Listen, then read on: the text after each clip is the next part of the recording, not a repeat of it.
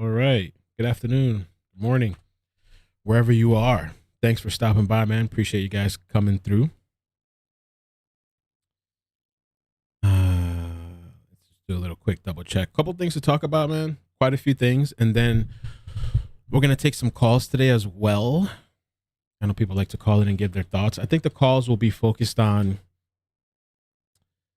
Brian's father and Brian, the Carlton Reserve. Also, if you want to talk about apparently, there's this dog the bounty hunter lawsuit now going on. So we're going to talk about that as well, and a couple of the things that have been debunked. I might start streaming again soon on Facebook again. So we'll see how that goes. As long as I don't have any issues. Yeah, well, please get the likes up. Hit the like button. Please help me out. Facebook again. So we'll see how that.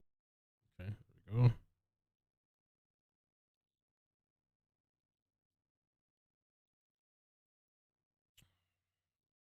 May have Donna's number. I actually spoke to a private investigator this morning. One of my friends, actually, I've had him on the channel before, and I was asking about what he thought about everything, and he was going off. He was popping off. I wouldn't be able to even repeat what he said. Get canceled. And yeah, Cookie was found. Thankfully, I don't know exactly what the situation was. I heard she might have been in a hospital or something. We may never know exactly all the details, but Kiki posted this on her Instagram. So she's found. I don't know if there'll be a follow-up or not, but I guess she's okay. That's all that matters. We'll see what happens. So we're going to start off with this whole viral picture. Apparently this went viral on Twitter. I had a couple of emails last night about this. And this is Brian's father. And the email that I got, the caption that I got was, "Is that Brian?" And I was like, bruh, come on. So people were really thinking that Brian dressed up as a cop and went out there to meet his dad. So let's just talk about that real quick, and we'll cover the other stuff. So it's just the cop out there at the reserve. Where's that part? Yeah, he was seen laughing with a police officer who looked just like the missing 23-year-old Brian.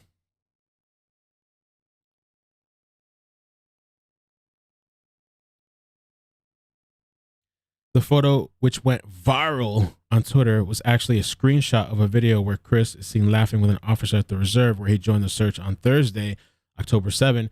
People on social media were quick to point out that the officer with Chris, whose side faces was seen in the picture, bore an uncanny resemblance to Brian. This is in turn caused by the conspiracy network to get busy and churning of bizarre theories. So people were saying all kinds of crazy things. No, I don't believe that's Brian.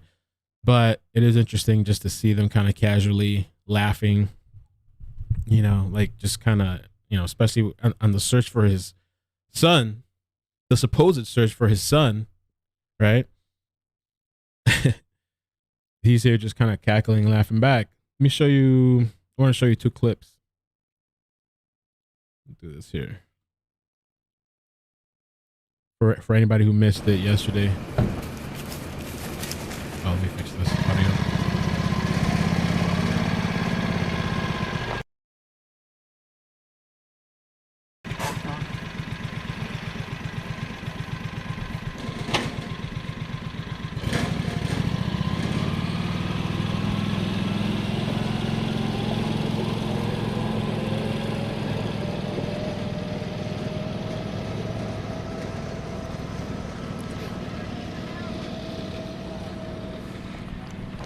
No red pickup.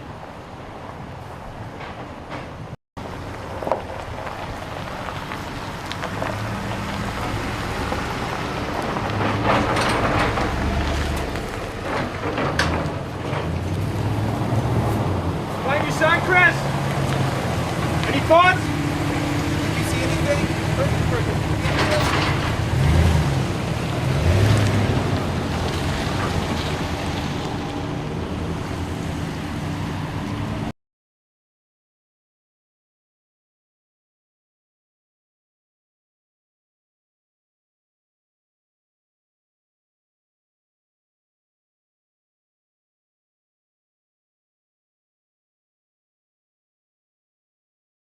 finally joined the hunt for his fugitive son today in a Florida swamp. Chris Laundrie drove to the Myakkahatchee Creek Environmental Park in his red pickup. He had to wait several minutes while cops found a key to unlock the gates. He was later walking a trail with a police officer. I spoke with Nancy Grace, host of Crime Stories on Fox Nation. Can he actually help, or do you think this is a smokescreen? We have to take the fact that Laundrie's father is now joining the search with a box of salt. He's not going out there with a machete or a team of dogs. So what can he actually do? Maybe identify an object. The family's attorney told Inside Edition that Laundrie's father showed cops favorite trails he and his son had hiked together. There were no discoveries, but the effort was helpful to all. The water in the reserve is receding, and certain areas are more accessible. Hopefully, Brian will be located soon. But others believe it could all be a sham. How suspicious is all this?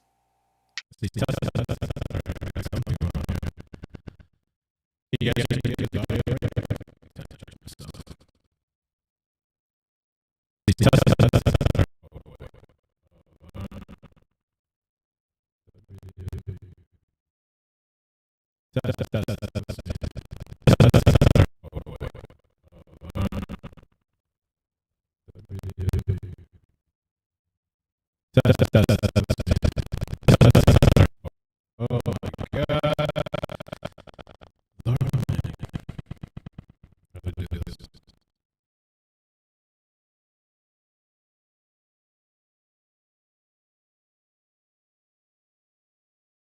Over for you. It's a wrap. It's over, iCkEdMeL. Canceled. How's that? Let's see. Got a default to the regular stuff. Over for you. It's a wrap. It's over, iCkEdMeL. Canceled. How's that? Let's see. Got a default to the regular stuff. Okay, so we're gonna use that sound. Sorry about that. It's a wrap. It's over. iCkEdMeL. Probably echoing like crazy. Better? Yo, the chat's going crazy. Oh my God. Bruh. All right, thanks. Oh, I gotta slow the chat. No wonder. I mean, it's very suspicious. We spoke with Callahan Walsh, co-host of In Pursuit with his father, John Walsh. In my mind, either he's giving Brian information on what that search is and where it is right now, or he's trying to curry favor with the U.S. public. Police have been flying drones with thermal cameras over the swamp and probing with airboats. Survival trainer Brooke Wright recently showed me what Laundrie must be doing if he's alive in the swamp. So collecting rainwater, in the absence of not having, being able to boil water, you can always do that and utilize palm fronds like this to collect that water and use that as your source of hydration. So he could literally just drink the water right off these leaves. Yep. And that will keep him going for a little bit of time. Absolutely. Keep your eyes peeled for gators here. Alligators conceal themselves everywhere. There's one right there. And look, just a few feet from the ATV that Laundrie's father was riding, a huge alligator lurking in the undergrowth.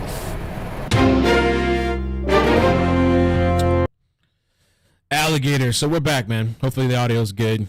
Sorry about that. A million times over again. Oh, let's talk about this too real quick. Couple things to get into. Let's talk about this. This is Riley from TikTok, and I think she does a good job. What's the right screen we can get here? Something like that, I guess. She does a good job. The whole thing where a lot of people were saying that Rose is involved, people like accusing her. Rose is Gabby's friend.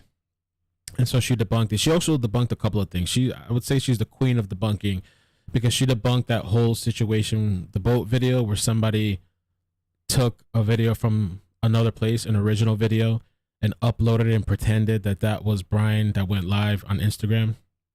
She debunked that whole situation. So check this out. This is with regards to Riley. Rose had nothing to do with this. Now, I've been meaning to sit down and make an actual video on every single thing, but I'm just going to do it now. If you guys don't know, I have been in contact with Rose. And I have been, I think, the only large creator or larger creator that's ever stood up for her in this. She spoke to Gabby at the beginning of August, and they discussed going on a trip together to Yellowstone, or pretty much Rose going out there and meeting her in Yellowstone. Rose said, "Call me on my birthday and we'll make concrete plans." Well, Gabby never got the chance to call Rose on her birthday and wish her happy birthday. I asked Rose if she had been worried, she didn't call. She said not really, because Gabby had missed Christmases before. She missed other things. Her and Brian were on a trip. They never had concrete plans themselves. They kind of went with the flow of things on their road trip. Sure, there's places they wanted to see, but they didn't have a day-to-day itinerary. And, she knew Gabby would call her when she got to Yellowstone. Now, when people are saying Rose took off work, Rose didn't take off work. She actually sent me her work schedule. She talked to her manager and she's like, hey, just want to give you a heads up. I'm going to have to take off work soon. I'm not sure exactly when. Just coming up soon, I'm going to have to take off work. Friends go days and days with talking every single day, or they'll go a week without talking. Rose didn't say that. I just said that. Rose also hit a deer with her car in Florida and was dealing with all that. And pertaining to the witness that was at a completely different campsite that saw two weird women in a black van, she first said she didn't see Gabby. It could have been Rose. And now she's saying it's not Rose. It is Gabby that she saw. When the woman she saw was like hiding her face and acting strange and in the van most of the time, it doesn't make sense. I don't think she really got a clear look at her. Also, that was on the morning of the 24th, and Brian and Gabby were at their hotel in Utah, Salt Lake City, Utah. They were checking out that day. That witness really reminds me of Hunter, who claimed he saw Brian at a bar in West Yellowstone. Those timelines don't match either. When it comes to her past drug addiction, my dad was also an addict. Doesn't mean he was ever going to hurt anybody. Rose has been sober for 3 years and is saying that she's staying strong for Gabby. She could release text messages between her and Gabby and all sorts of other stuff that would completely clear her name. But first off, she shouldn't have to. And second off, it's for the investigation. A lot of people said she came off weird in the interview she did on TV. Not everybody is the same. Not everyone has the same personality, and not everyone reacts the same when you have a huge TV camera shoved in your face, asking about your missing best friend. About her laughing at the memorial, so was Gabby's brother. Are you guys going to go after him as well? Testing. How's that, guys? I saw people telling me about the mono situation. Sorry, I got all this weird audio issues happening out of nowhere. So that should fix and should be mono. I mean, you guys should be able to hear it on both sides now. The mono situation. There we go. Yeah, it should be better now. All right.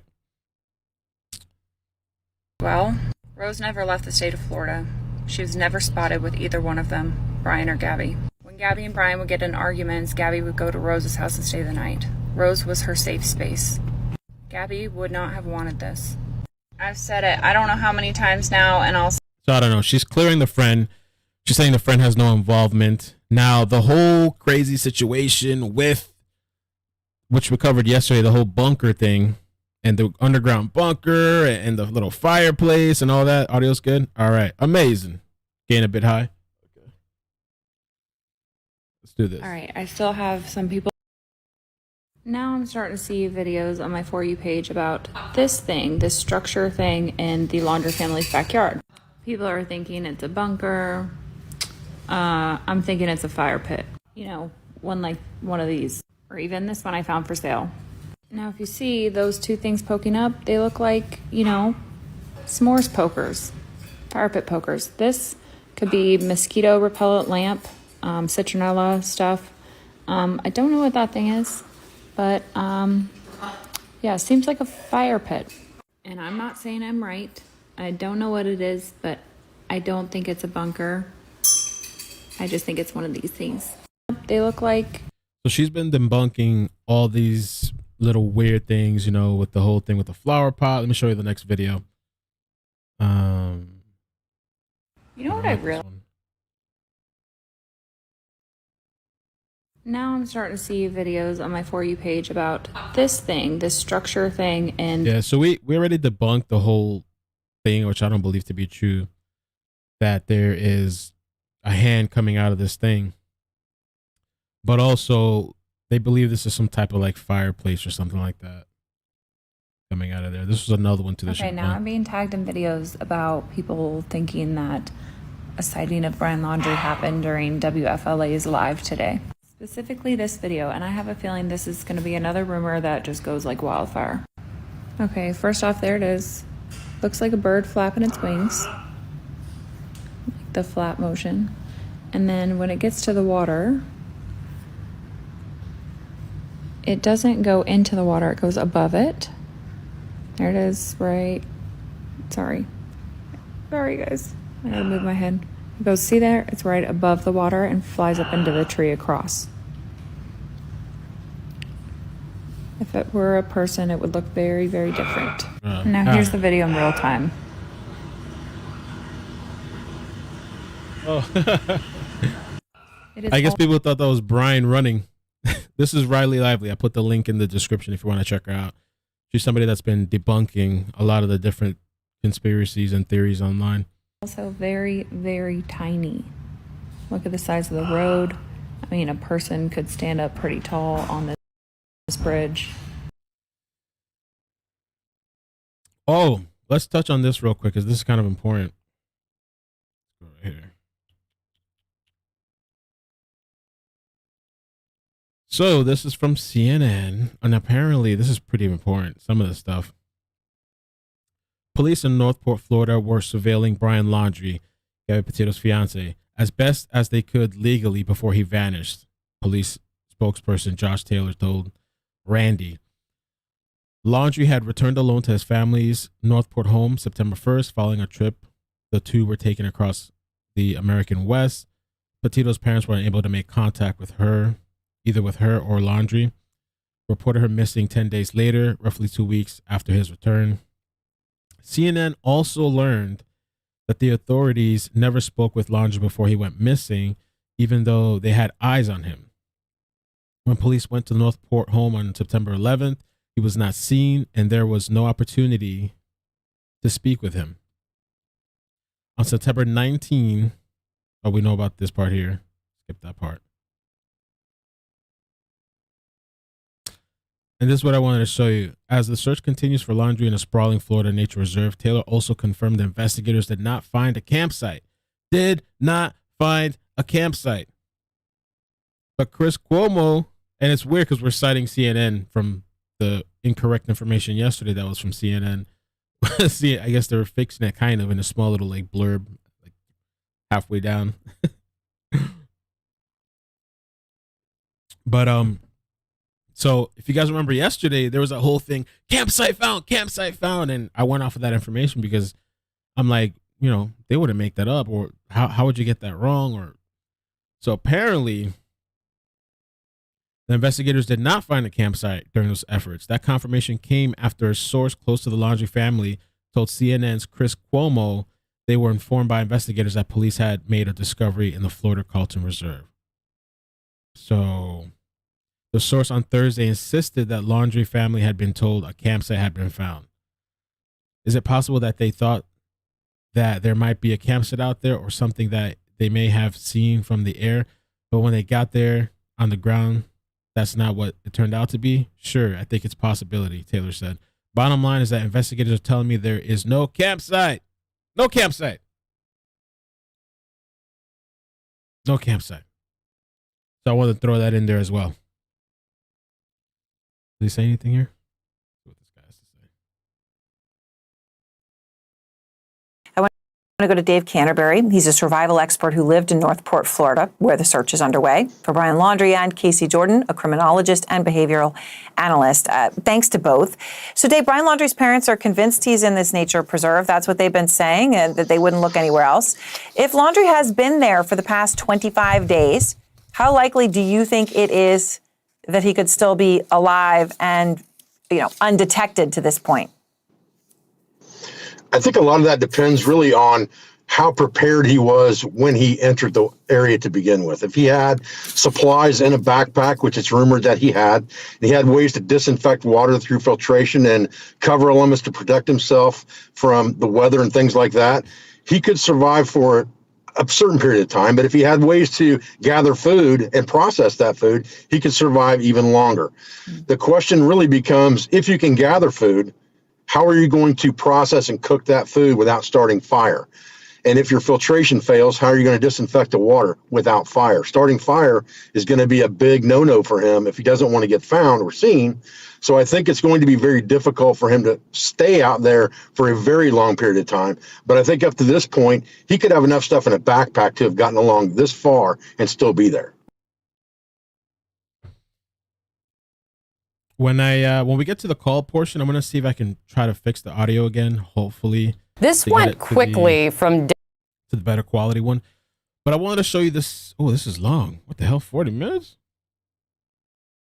Oh, Lord, this is 40 minutes? Oh, Jesus. Holy crap. I didn't know it was 40 minutes. I swear I thought it was like 5 minutes. All right, how are we going to do this? All right, let's maneuver a little bit. This is what I'm going to do. Let's do this. We're going to talk about Dog the Bounty Hunter right now. Okay, and then we're going to watch this as far as we can make it, and then we'll see if we can take some calls. Because I wanted to get to the call portion, man. But apparently, okay, Dog the Bounty Hunter hit with a $1.3 million suit accusing him of racist and homo behavior, according to this report. He was served with a $1.3 million lawsuit accusing him of racist and homophobic behavior during the search for Brian Laundrie in Florida. The Sun published what it says is a photograph of the reality TV star receiving the court documents in which he is accused of breach of contract in connection with his canceled show, Dog Unleashed. So he was allegedly fired from the show after racist outbursts and used an illegal taser to intimidate his way into someone's home during a shoot in Virginia, according to the Sun. I don't know the whole story behind the race stuff, but I heard supposedly, because I don't know all the backstory behind him, that like his son exposed him or something like that one time. That's what I heard. Supposedly they were having an argument about something, and the son was recording that conversation, and I guess Dog said some things, and the son put him on blast. That's what I hear. And now the other daughter is putting him on blast as well. The kid's turning on him. Chapman was also accused of using homophobic language, has strongly denied the accusations, according to the outlet. Dog Unleashed was canceled before it even aired over the comments that he allegedly made, as well as illegal activity during filming. And the private investigator that I called, he called me. He was going off about this whole thing, like in Florida, you can't even really be a bounty hunter, or the legality of it. He's not licensed. All this stuff that I didn't know about. Maybe I'll call him back. See, he's on the road. I don't know how his connection is.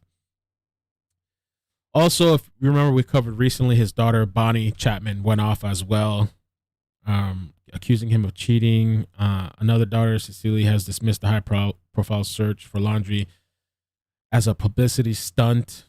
It was kind of, making fun of the whole monster can thing.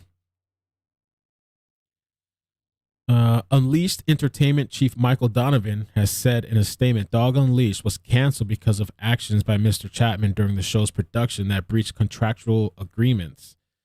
The outlet reported that Donovan is suing Chapman for defamation.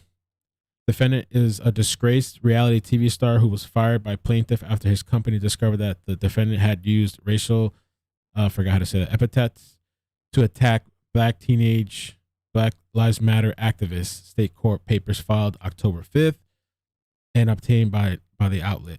It was not immediately known where the suit was filed. Damn, so they're coming for the dog, man.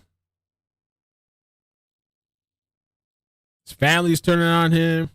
Now they're coming with the lawsuit for the canceled show. So that show never even started. I guess whatever happened caused them not to start the show.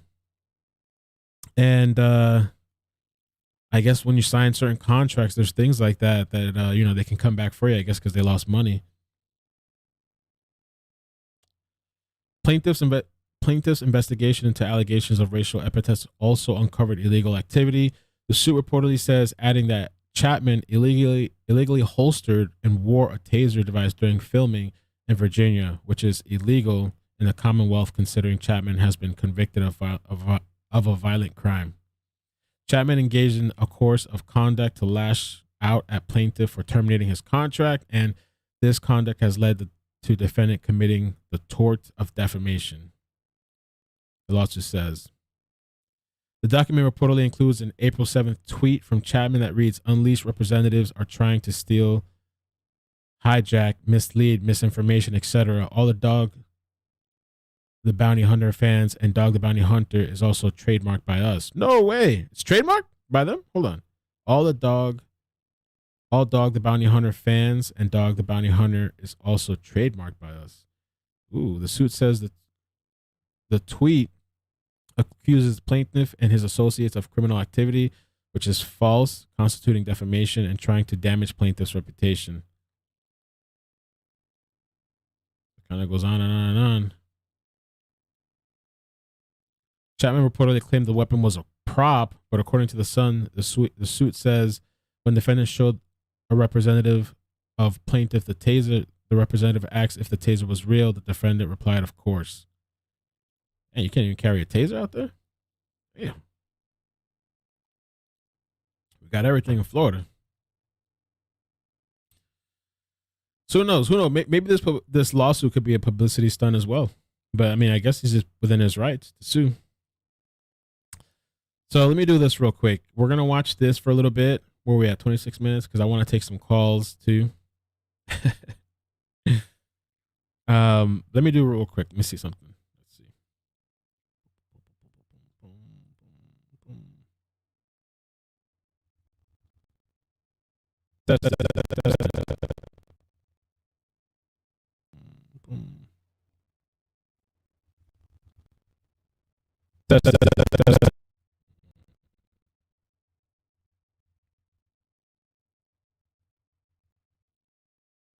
No, we're just going to ride out with this for now, since there's issues. I'll have to fix it after the stream.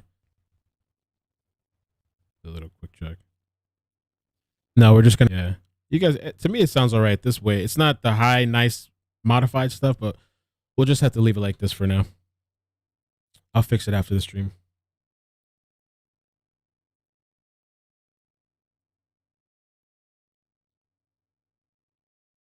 Oh, let me show you this too. Before we start that. So pop up that timeline again, if I can ask our control room, because, you know, Tuesday was the day they said he went off on his hike. You wouldn't go and take his car on the day he's gone into the reserve. So let's just imagine for a moment it was the next day. It was the Wednesday, September 15th.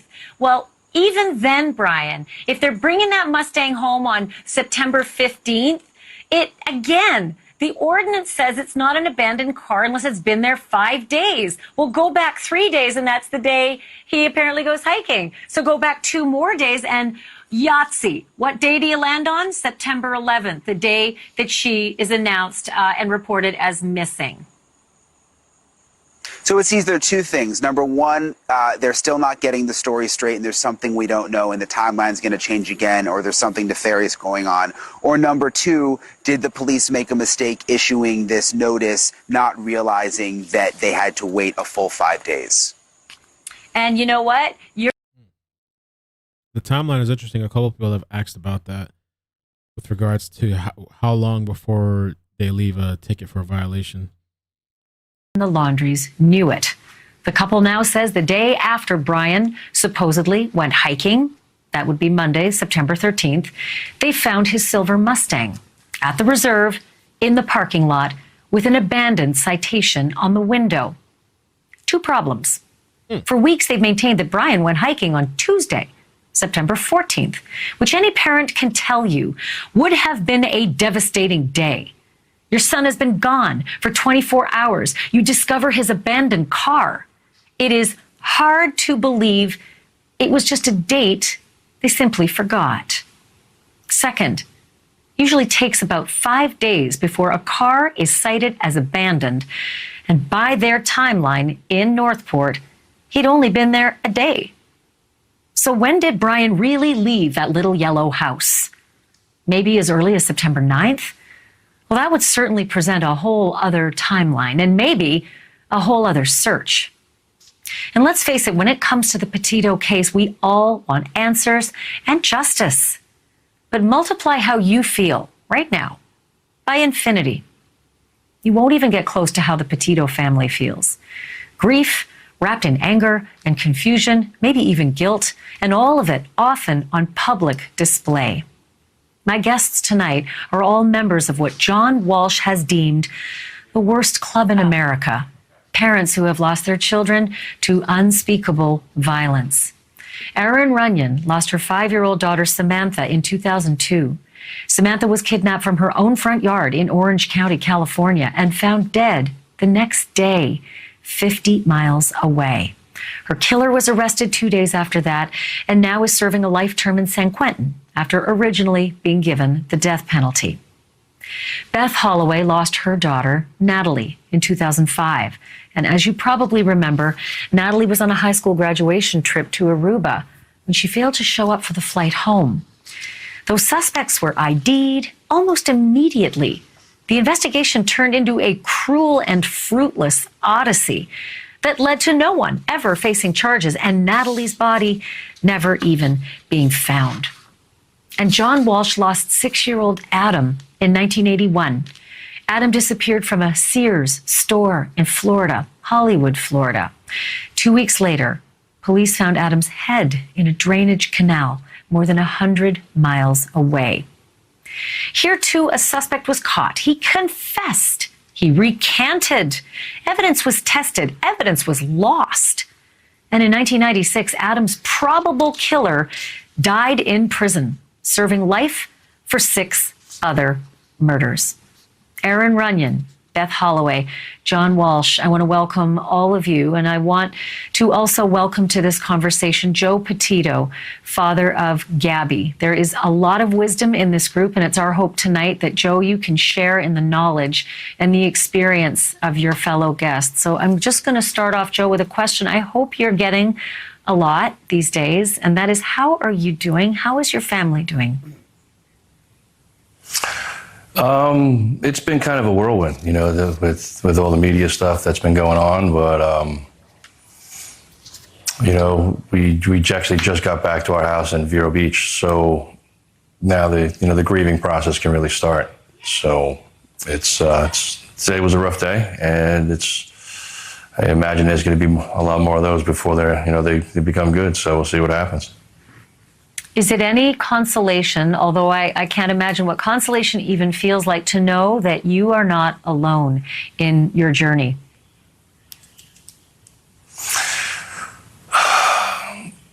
No, it's not a consolation, but it is appreciated. You know, as of right now, maybe later it will be, but as of right now, I mean, listen, there's a lot of support. We have a great support group, which I don't know if everyone else had, but we're able to kind of lean on each other, which is great, because there is 4 of us, you know, and then family and friends, and social media has been crazy, you know, in terms of supportive, you know, so social media wasn't as prevalent as it was, you know, today as it was back when all the other guests had their worst day of their lives, so. John Walsh, you have become the face of fighting crime in America. I don't think there's anyone who doesn't know your story and why you embarked on the mission that you did to catch people who've done wrong. I think if anyone has sage advice for Joe Petito, it would without question be you. Is there something that you would like to start off the conversation saying?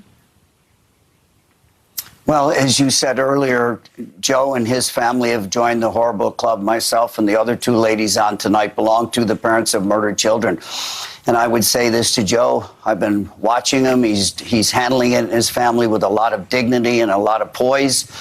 It's the worst thing that you can imagine to happen. And I would say to him that a couple of harsh things that you have to realize is that pretty soon Brian Dirty Laundrie, and I call the Laundries Dirty Laundrie because they are so dirty. He's just a coward that beat to death. And just a heads up, I don't think I'm going to be able to play this entire thing. So I'm going to probably skip a little bit around. I'm going to play this, but probably skip a little bit around so then we can do calls. For some reason, I thought this was only like 5 minutes or something. I didn't realize it was a 40-minute segment. You probably beat to death a beautiful young girl. But you've got to be strong, because this is already starting to drop out of the news cycle. I've seen it on every missing child case that I've worked on. Elizabeth Smart, the FBI gave up on her and told Ed and Lois Smart that she was dead in the desert. They'd never find her body and they should have a memorial. And Ed Smart said to me, John, should we give up? I said, no. I profiled her 17 times on America's Most Wanted. Found out the guy who took her, put the word out in a couple spot, watched America's Most Wanted, the 17th episode, and spotted her alive in Sandy, Utah. But the harsh reality is that that I believe the public is going to be the key in social media in catching this horrible coward and his despicable parents who are going to pay someday. They truly are dirty, the dirty Laundries. I can't believe this guy's going out searching. Where was he trying to help before? It's just a giant ruse. I said it, that he was never in that swamp, and they spent $1.5 million of Florida taxpayers' money and gave him 4 or 5 more days to get ahead. That Johnny Cochran wannabe, Steve Bertolino, what a piece of crap lawyer he is. But anyway, I say to Joe and his family, murders of children's families wind up with terrible problems. I learned one thing: be kind and loving. You'll have a good day, your wife will have a bad day. Your family will be up one day, they'll be down. Stay healthy, get your sleep, because you're going to be the guy that's going to keep this story. You and Gabby's mother and your new wife and Gabby's new husband. It's going to fall on you to keep this guy's face in the media. That's how we find missing children. 80% of missing children are found because of pictures and on the media.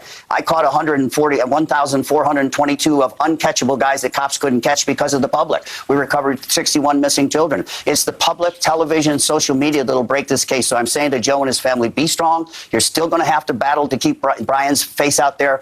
You know, he could stay out there for a long time, but I'll tell you what, that lawyer and those parents gave him such a head start. He left that house after they. I'm gonna check that out, Tanya. Thank you. Scrubbed the van, and when Daddy bought the camper top and they went out with Daddy and Mommy, and the neighbors went, why would the dirty Laundries take their son in a tiny camper? Well, they took him to drop him off somewhere. That's my philosophy. We've gotten a lot of good tips. A lot of them, one of Gabby's former friends called up and said, nobody's talking about the fact that Brian said that he spent 3 months living out of a backpack on the Appalachian Trail. I think they maybe brought him up through Alabama. The father probably did in that notorious camper, because when the camper came back in the pickup truck, he wasn't there. But they gave him a head start, I think, to Mexico. Could have gone across Alabama, across Louisiana. I caught 47 guys in Mexico. You can walk right across the border and head forever. I'm sure his parents got him as much money as they could.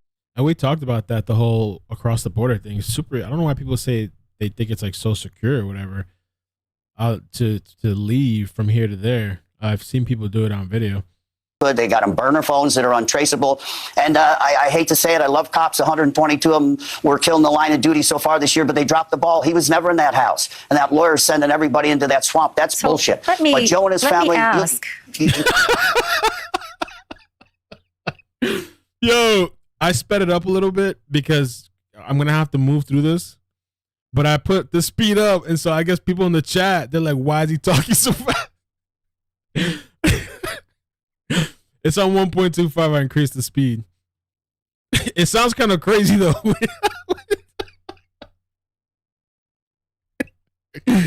Oh my god, dude! Just gotta roll with all the weird shit that's going on today with the stream.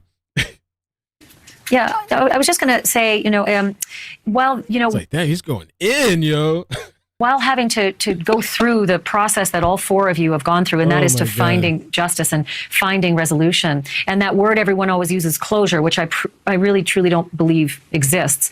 Beth Holloway, 15 years. Yeah, 15 years, Beth, since Natalie did not make that flight. And there's no closure for you. And I just wonder about the process that you went through, that, the Klieg lights that were glaring for so long, and what you're for healing. It does. I don't mean to just be disrespectful or anything, but just to kind of keep it moving a little bit, because I really wanted to just hear what John Walsh said, because the person that messaged me told me he was going off. But I'll put the link for the full segment. But it's also down below. You just catch John talking.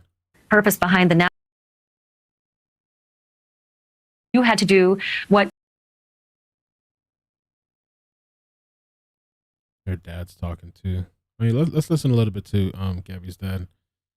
Stages along the way, and I don't know, Joe, where you and your family are at this point. I know, during the funeral, Gabby's stepfather mentioned how hard it was to come back from Wyoming because he wanted to bring Gabby back to you, and you, I would assume, have to be in the dark about some things because this is an open investigation. Help me to understand how you're managing sort of where you fall into the priority list of being informed about every step of the way.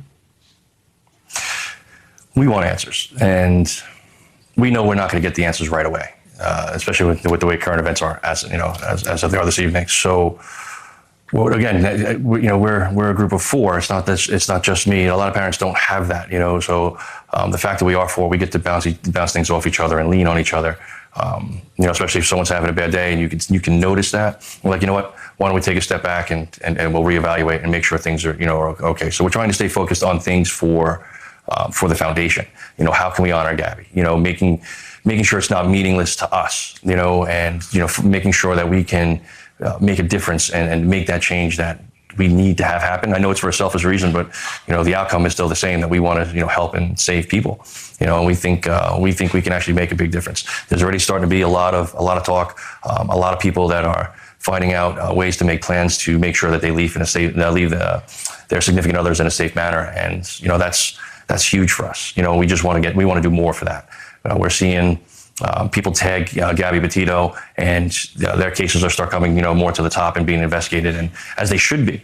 And every person should have the type of coverage, or at least close to it. And we're starting to see that more and more, which is exciting. But we got a lot of work to do. Us, the networks. If there's a network that's not dedicating a few moments to this or longer, as it should be, and that's we should be writing, at social media, telling them this is what we want to do, this is what we want to see. We want to make sure these kids come home, and we want them home quick. So things like that, making that change is going to be huge.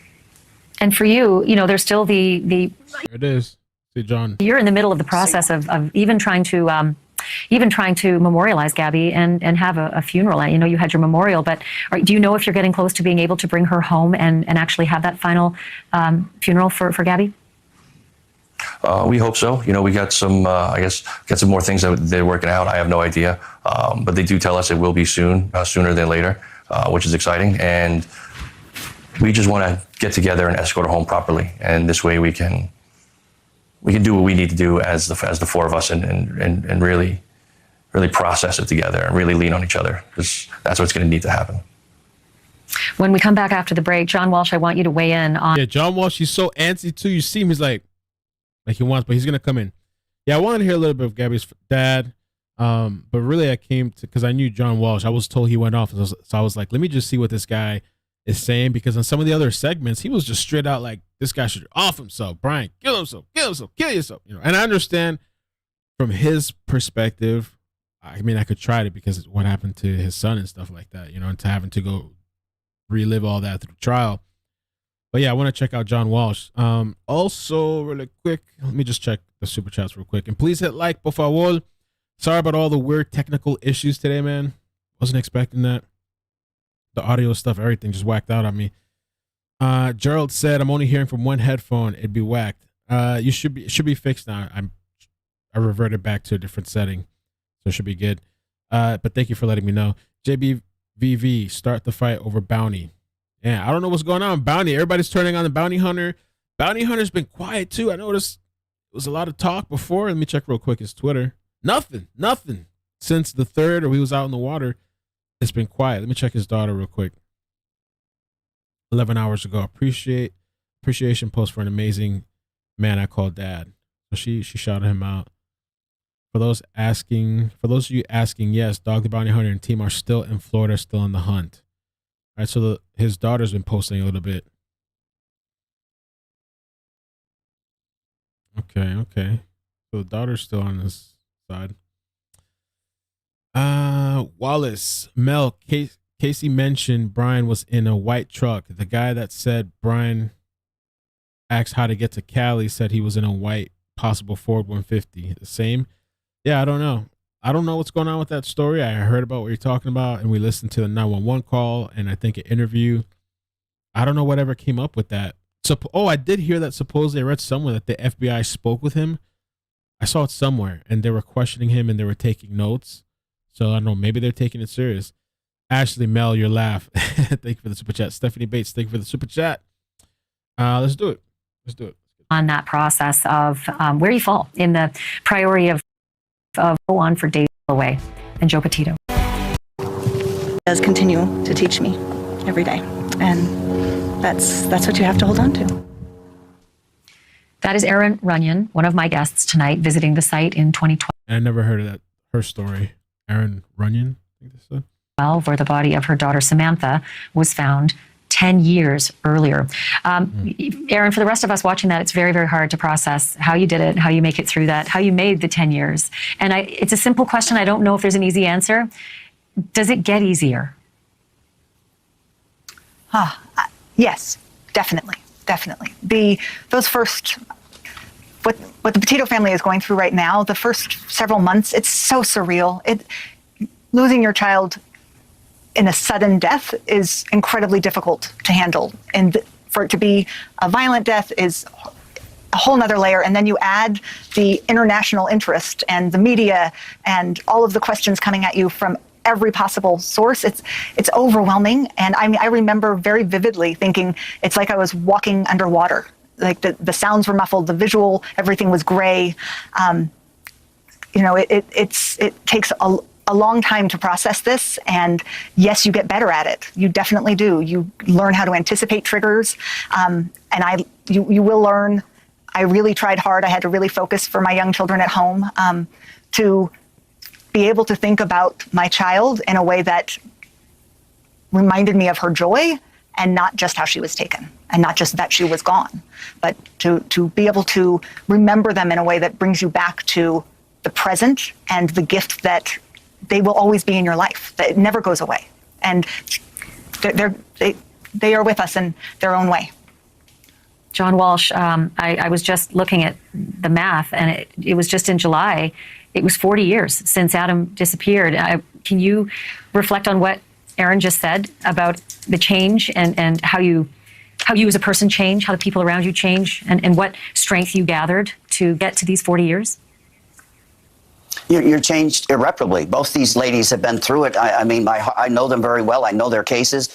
Natalie Holloway is a case that haunted me for years. Here's Beth. She didn't get a body to bury. And nobody, the jerk that murdered her daughter, is in jail in Chile for another murder of another young woman. He escaped from Aruba. The cops let him leave Aruba. The FBI messed up so bad, and he left and went to another country. So I know these two women very well. But I want to say this, a couple things to Joe, and I want to say to Gabby's mother and her new husband and Joe and his new wife.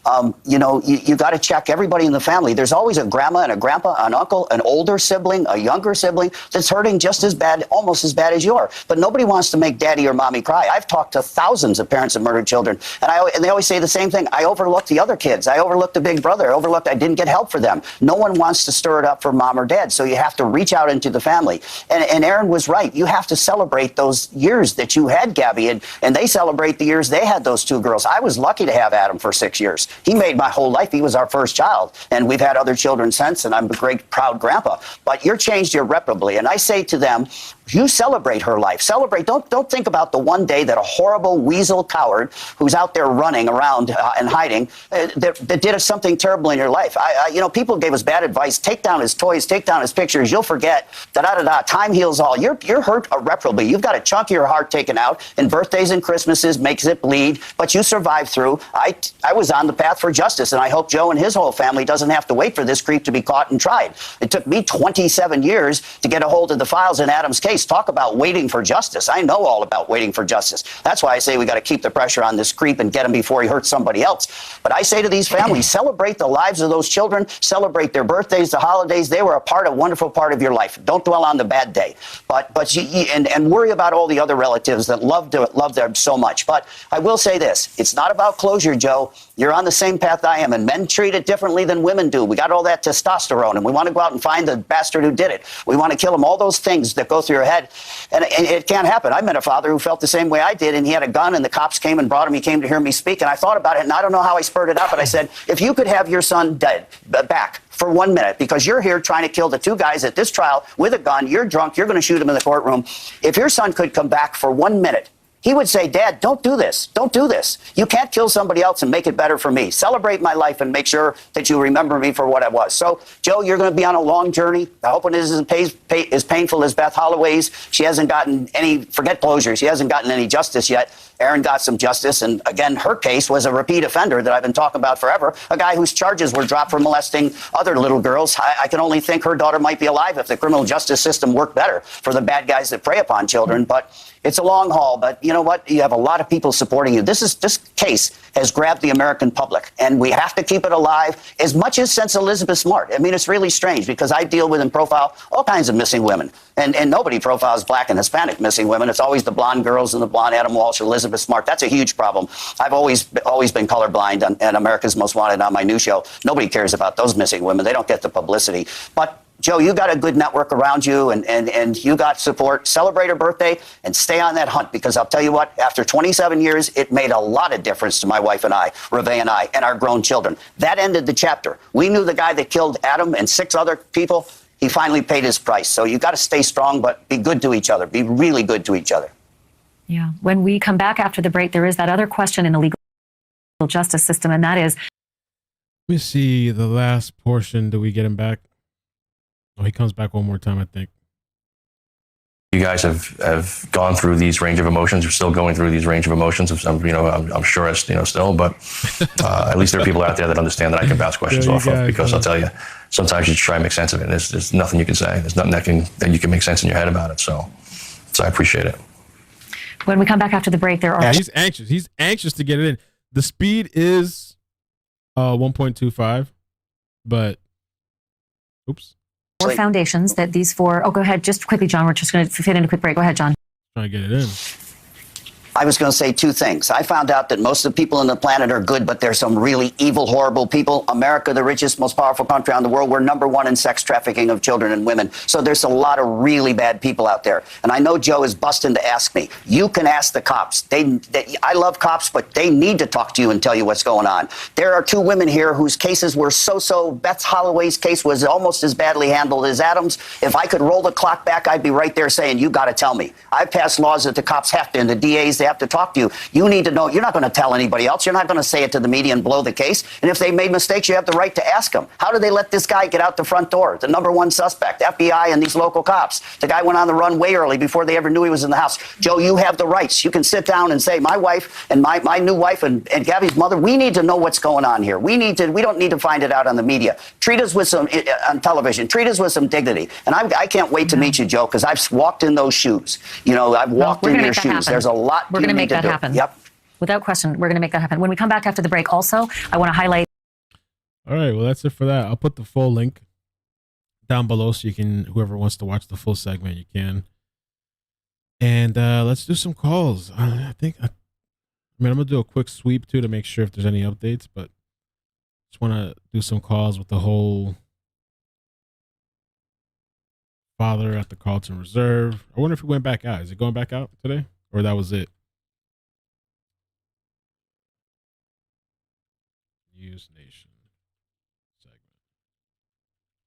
Okay. Let me do the call thing too. Just jump right into it.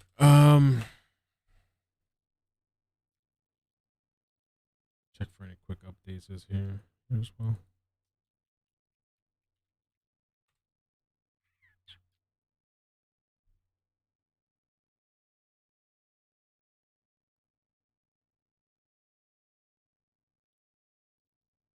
Yeah, 4 hours ago, Laundrie attorney, no plans for parents to resume searching today. So I guess he's not going back out. Florida police say no phones found in Gabby Petito's van, no campsite found. Okay. The studio calling.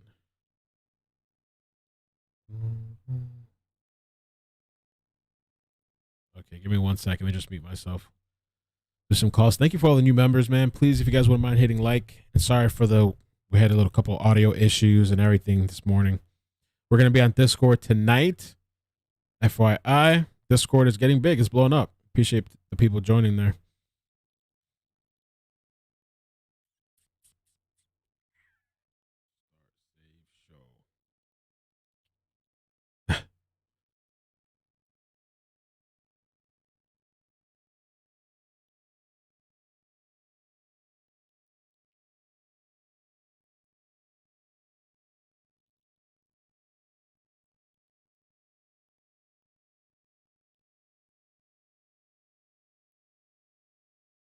Welcome, host. Welcome, host. Okay. You are now in the host room and can manage your callers from the call-in studio web interface. I thought the father was a publicity stunt. I don't know what the father's deal is out there. They said that he went out there to show them trails that Brian might have frequented. How do you say that? That Brian might have been through or traveled some of the places. So, I mean, I don't know what the deal is. I don't know why the father was out there. I mean, according to the official thing, they're saying he was out there to show them trails that Brian might have taken. Okay, let's do the calls. 951, how you doing? Where you calling from? 95. Oh, they hung up. Okay. 661, how you doing? Where you calling from? Hello? Hi. Hi, I'm Donna from Lenore City, Tennessee. Hey, Donna. Welcome. I'm doing really good. I just wanted to make a comment about Dog the Bounty Hunter's kids putting him on blast. Ever since he remarried, they have turned against him, and there was an article a couple of months about that.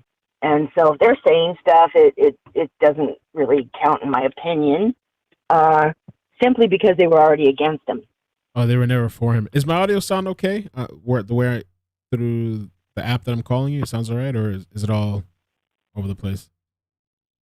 I'm having a very hard time hearing what you're saying. So let me... Hold on one second. Okay, how about that? There. Okay. There we how go. about now? Perfectly clear. Okay. Yep, cool. perfect. Good. Perfect. But I just say that we should just keep looking for Brian Laundrie. I don't care where we live, because seriously, that guy's got to come to justice. And I'm very happy to see John Walsh back again. Dog the Bounty Hunter also came on about a week ago or so. Said he was going to go quiet because he was going to turn everything to law enforcement instead of putting it on social media. What do you think? Don't remember where I saw that. Any go ahead. reasoning why you think the father was out there? Why they had him come help or walk through the Carlton Reserve? You know, I'm waiting to know that, because they wouldn't do that for no reason. So I feel like they are honed in on something, and that they had to bring the dad out either to identify something. I really don't think it's to identify trails. But I do think that everybody in the Laundrie family doesn't know how to read a calendar, because they keep changing the dates on everything. Yeah. So it's very confusing. I find it hard to believe that you would not know the day your child disappeared. But I don't know. I think maybe he's out there to identify something, because if they wanted to know what trails he actually used, like they're saying on the news, I think they would have done that in the beginning. Right. Okay. Well, thank you. Appreciate the call. Well, I appreciate you very much. All right. You bring everything together. Thank you. All right. Take care. Mm-hmm. Almost hung up the wrong line. So far today, there hasn't been much from what I've seen. There really hasn't been much. 860. How you doing? Where you calling from? Hello. Hi. Welcome. Hi. I spoke to you last week. I'm not sure if you remember, but I was the person who believed, I wasn't convinced that he had done it. I was 50-50. Oh, I remember. Yeah. Yeah. I got a lot of hate in the comments. That's all right. That's okay. Well, after the interview with Dr. Phil and the family went on there, the second episode, I'm now probably about 99% sure that he did do it. Oh, I thought you were saying he did it. I was like, I just wanted to explain what changed my opinion. And what changed my opinion was, because I thought that him running, again, that he's just stupid, and that he was just young and stupid. I do think now that he did it, based on what had happened with the Dr. Phil show and more information we found out. So we knew from other people going to where the crime scene was that there was some sort of fire. Right. And we didn't know what that was. Well, when the stepfather had spoke about when he went there and put the cross with rocks, he had mentioned that the entire area had been cleaned of rocks. You could tell that they were disturbed and that they were moved, and that a tent had been there. So a tent being there and then a campfire being there, for sure to me means that he was there and that he was there with her. Because again, even if you don't believe, and I'm not sure that I believe the people who talk about him hitchhiking, but even if you did believe that, somebody had to have packed up that stuff after she was killed.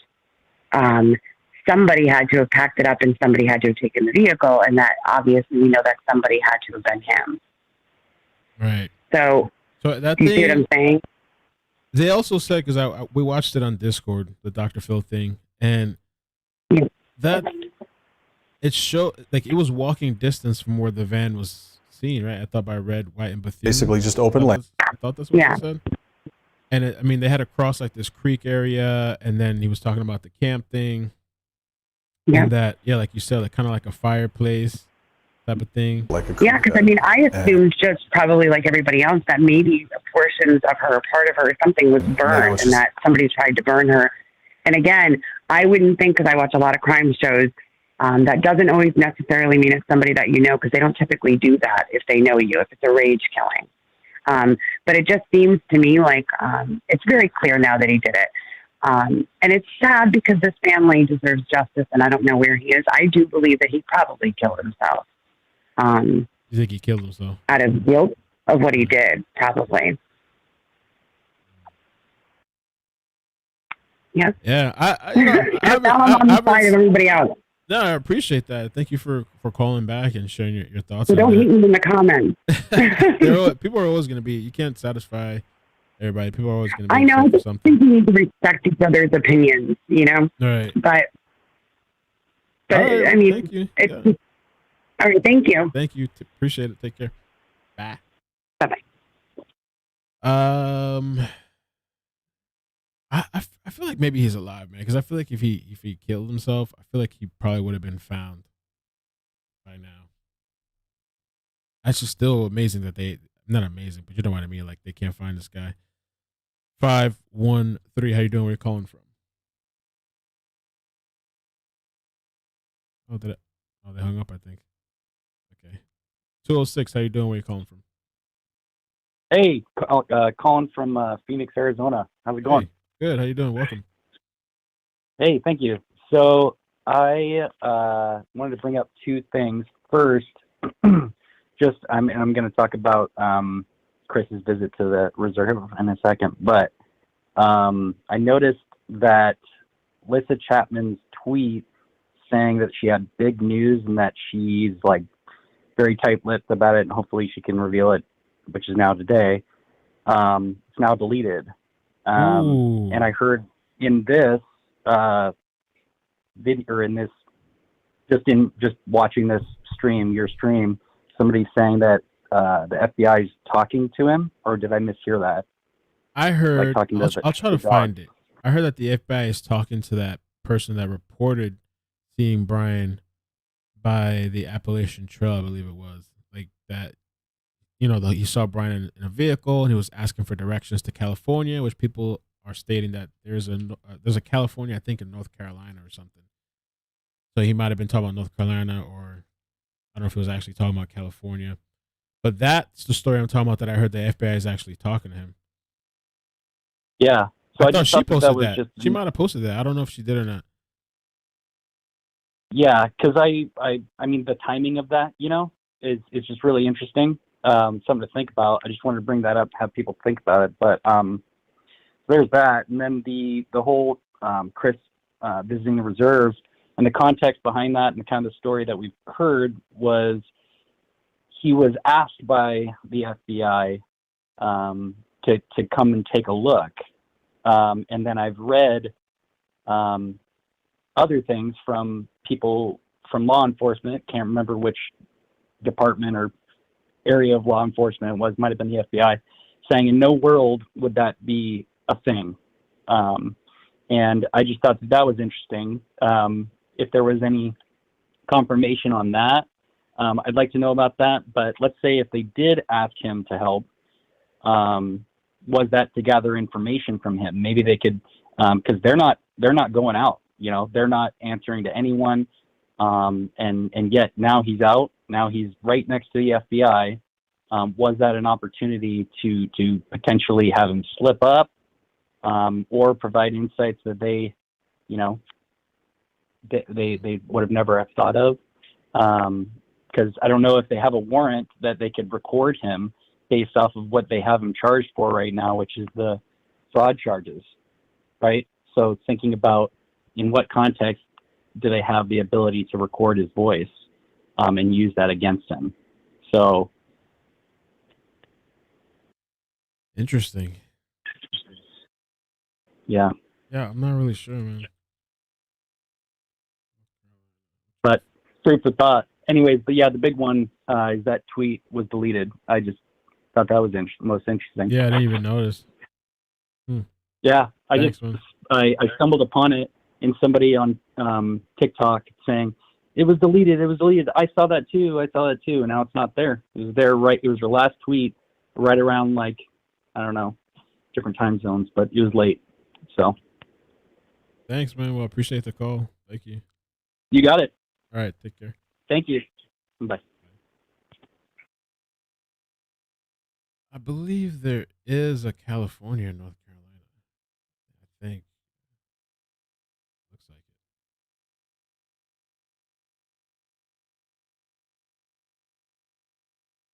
it. Yeah. Looks like it, yeah. Okay. 323. How you doing? Where you calling from? Hi, Mel. I'm calling from DC. Hey, welcome. So I just wanted to talk a little bit about Brian, his parents. So I don't. Well, it's all kind of conspiracy. So please don't it's not a fact check. But so it's just weird to me, kind of how his parents are moving in this whole situation, with the cops. I heard that his mom was DEA, so I don't know if that has anything to do with anything, because for one, we're not sure how Brian just left, got up and disappeared when he got back and we knew he was home. Everyone was everyone was outside of their house. So it was just weird how he just left, just basically got up, walked out the front door, and they're like, oh, well, we don't know where our son is. And now the dad can say, oh, well, now we want to help. And they're like, okay, come help. It's just very, sketchy to me. I just feel like his parents something to look good for them to try to come out. Yeah. See, we're helping, we're contributing, exactly. Yeah. Yeah, that's exactly what I think is going on with it. And, they're leaving clues, and it's very weird. So I don't know. It's very sketchy to me on the parents' end. I feel like they definitely know where he is. And even with the sister, how she's like, oh, they're not talking to me. Like, why aren't you guys talking to your daughter? It's weird. If your son's missing, everybody should be worried, technically. It's in their mind. So it's weird. Well, thank you. Yeah, appreciate the call. No problem. All right, take care. Somebody sent me this image too, Holly. Thanks. I guess this is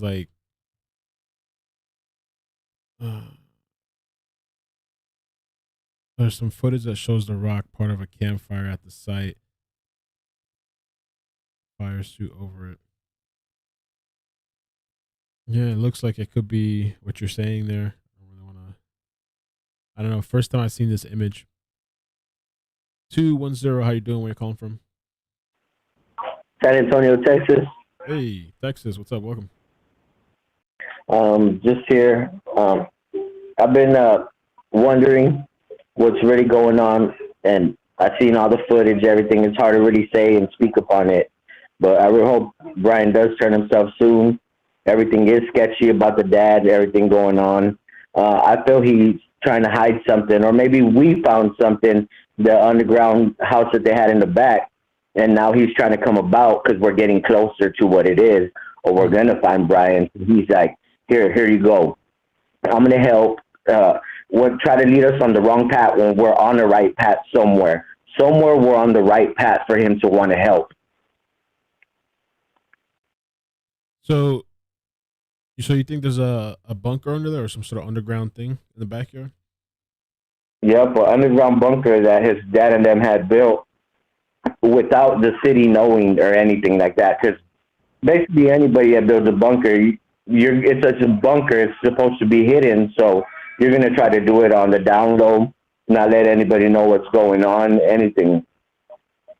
So if anybody saw any type of movement with anything like that being dug in that yard, it has to be one of the neighbors or something to know. Or if they heard any banging, anything, any clicking, construction work, The construction work is pretty loud. But if you ask me, that's where I think he's at. I think he's still in the house, in the yard, or in the walls, because there's so many places now people can hide somebody. I just hope that he's out there and the family gets closer. I feel sad that everything's going on about with Gabby. I pray for her every night. She will not be forgotten over here with our family. But sad how everything's turning out. But I do not trust the dad. That's one thing. All right. Well, thank you, man. So you think the family's like helping out, probably like involved or something? And you don't think he's out in the woods or surviving? He's probably like, you think he's there in a bunker or in some sort of underground facility that was built? Yeah, I think he's there laughing at all of us, laughing at everything going on. But one thing is, the dad has to know we're close. We're close to whatever it is for him to want to help. Because he didn't want to help for nothing at all. Basically, boom, forget you, forget Gabby, forget social media. And now all of a sudden we're figuring things out. There was a drone scoping the yard out. So I think something's getting close for him to want to help and shoot us another route. Because he's shooting us another route. All right, man. Well, thanks. I appreciate the call, man, and your feedback on your thoughts. Alrighty. Thank you. Right, God bless you. Man. God bless you, too. Okay, so let me take the next one. I'm going to keep the calls rolling. Like I said, I mean, I saw this from days ago. There's not much. That's why the other day I didn't even do a live stream, because it's just like, I did a different story. But Brian Enton said there's nothing to report so far today, earlier. JB just posted about an hour ago. It's quiet, very quiet, Next caller, Anonymous. How you doing? Where you calling from? Hi there. Hi, welcome. I am so happy. I'm so happy to be talking to you, and hello to everybody. I'm giving you a call from Puerto Rico. Puerto Rico. I love your Spanish. It's pretty good. Thank you. I think it was just a toxic relationship that got out of control. Generally, people that are very quiet are very explosive because they're holding on all the time. And then we already saw that, he hit her and she hit him, whatever. So that was a toxic relationship from the beginning, but when you're in one, you don't realize you are. I've been there too. But anyway, I just think it got out of control. Hopefully he didn't burn body or anything like that, because it would have just been better if, for him, that it was just, he hit her with a rock, or they were just scuffling on the floor, something like that. That you can tell that it was just, not defense, but, and, but that fire site is very suspicious, and they haven't really given any information about it. So whatever he did, it is something very specific. Yeah, I think they're going to hold it. That they can say, okay, this was not a mistake. After he supposedly did the mistake, he did this and that. Another thing was that I keep thinking about the girls that were shot point blank. That to me is just so super weird. You talking about the other two women from Moarita? Yeah, the ones that were for. One thing that I have noticed is that so much coverage, and I don't mean by you, but, the media constantly all the time, when they really don't do it for anybody else. The last time I remember was OJ, and that's not even a same case, but just the media coverage. And I wish they did the same thing for everybody, because now everybody's gone crazy and killing and shooting, and I don't know what the hell's going on. So much craziness going on. Yeah, in general. But if they actually did the same thing for every single, other murder, regardless of race, that's not in my mind. But it's just like so many things. I feel like the parents are in on it. I feel when they met with the sister, they were like planning it. Okay, you're going to say this or that, or this is what we're going to do, because they had to have planned it, and say, okay, this happened, we need to get rid of it, et cetera, and for him to run away or whatever. So I feel like the parents, of course, are in on it, no doubt in my mind. But it's kind of suspicious that now he is going around. I feel like maybe they're feeling the pressure of the people screaming in their houses, that lady from YouTube, and all this craziness happening. Right. I think that they're just like under a lot of pressure right now, and probably it's just like a bluff. Goes without saying. Yeah, I and maybe dreamt that. Cassie coming out too. Maybe that put a little pressure as well. Like, about her kind of. I feel she overspoke. Like she was not supposed to talk that, and she was just under too much pressure, and she, said some things that could be taken in any context, very not favorable. But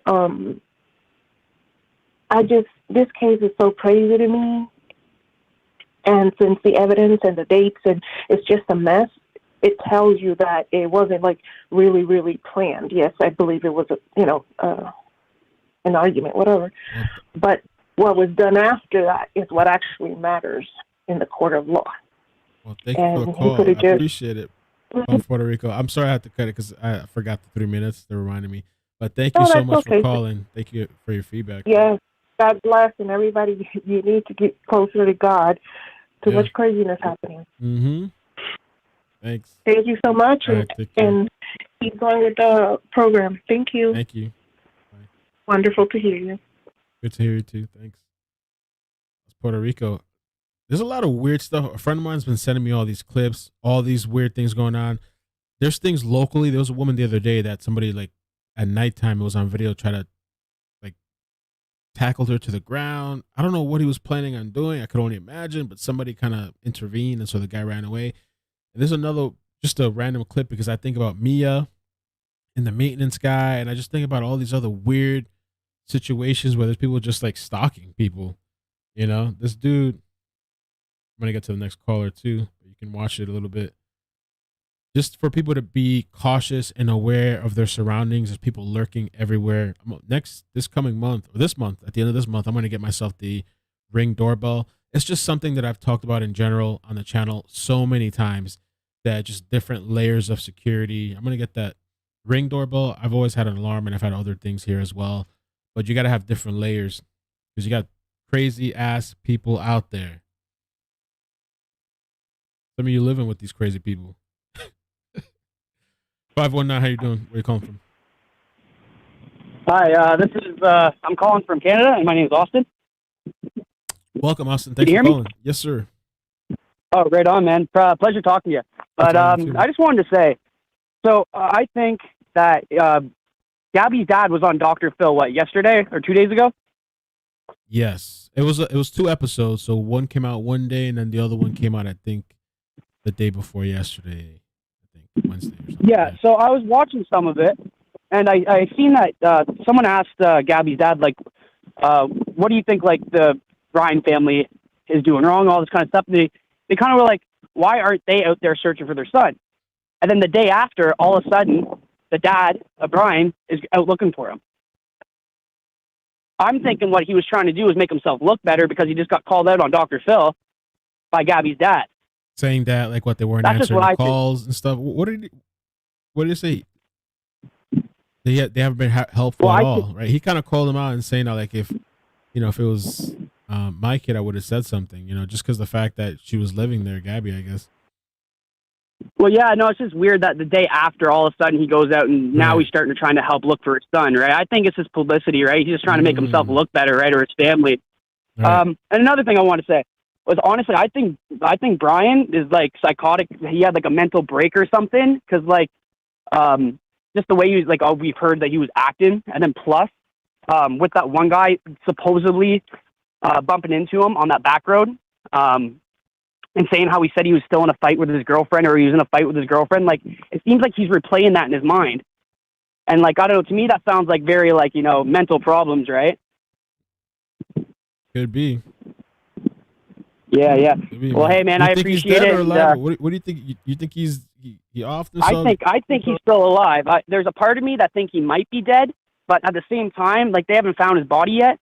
That's a little suspicious, right? But I personally think that he's still alive and he's out there. I don't know if he's in Canada, because I live in Canada, and it is pretty easy to sneak over from America to Canada, or Canada to America. I live in a border city at Sarnia, and we have a Blue Water Bridge, which has the border, obviously. But they're America and Canada, they're like right beside each other. Like, so it'd be very easy. And the same with Mexico, right? Like you were saying, like it'd be so easy for him to go there. I don't know. It's just so many places he could be, but I hear yeah, Canada, I personally think I don't know anything about the Canada border, but I hear it's more secure. But then I've heard people say it's not really. I know for sure with Mexico, I mean, at least from here going over there, it's not a problem. There's not a bunch of people trying to run over there, So no, it's the other way, right? People coming from Mexico into America. That's what they're. Yeah, I've seen I know. I've Like seen I people said, on YouTube do it. I've seen people have videos. Yeah, I'm just walking. They go to like the districts over there to pay for, and they just literally. Oh yeah. They just walk right over. It's like whatever. Yeah, Well, yeah, I remember seeing some show like 5 years ago. Some news reporter was like, saying like, "Oh, I'm on the Canadian-American border," and he had 1 foot in Canada, 1 foot in America, and people could literally just walk over, and it was like a little gate that you could literally just walk over, and that's all that separated it. And like, there's so many spots like that around here, right? Like where I'm at, not really, because we got the lake separating us, right? But yeah, I don't know. Hey, man, I really appreciate talking to you. I was a little nervous to be honest, but I'm glad I got through. Man. I appreciate you calling. Yeah. Dude. Hey, thanks. Hey, have a good one. All right, you too. Thanks. Yeah, thank you for the call. Bye, man. Yeah, don't worry. Don't be nervous. It's all good. I understand because I sip my little chamomile tea. I go for a little walk before I come on. Live is not even my strength. It's really editing videos and putting things together. You have a lot more control. But people love the lives, and it helps out. And the live interaction is cool. But then you just never know what's going to happen. You get audio issues, computer issues, weather issues. Sometimes the light goes out, things like that. This is another one. This is recently. This is local, Fort Lauderdale. The visuals on this is a little bit harder. Let me see. It's not as good as the other one. But there's another woman that was like stalked by some dude in the alleyway. I mean, this is happening all the time, everywhere. And she had headphones on, which I get because when I go work out, like just for my little walks or jogs, I have my headphones on. And so he like tackles her to the ground. This is happening all the time, every day, everywhere. You got to have something on you. I'm telling you. And it just makes me think of me again. There's these people, and I was talking to my friend, like, I don't know what it is. Like, they have no impulse control. Like, it just, they just got to be like, I don't know. They are like in a dark room, or are these the incels of society? I mean, just.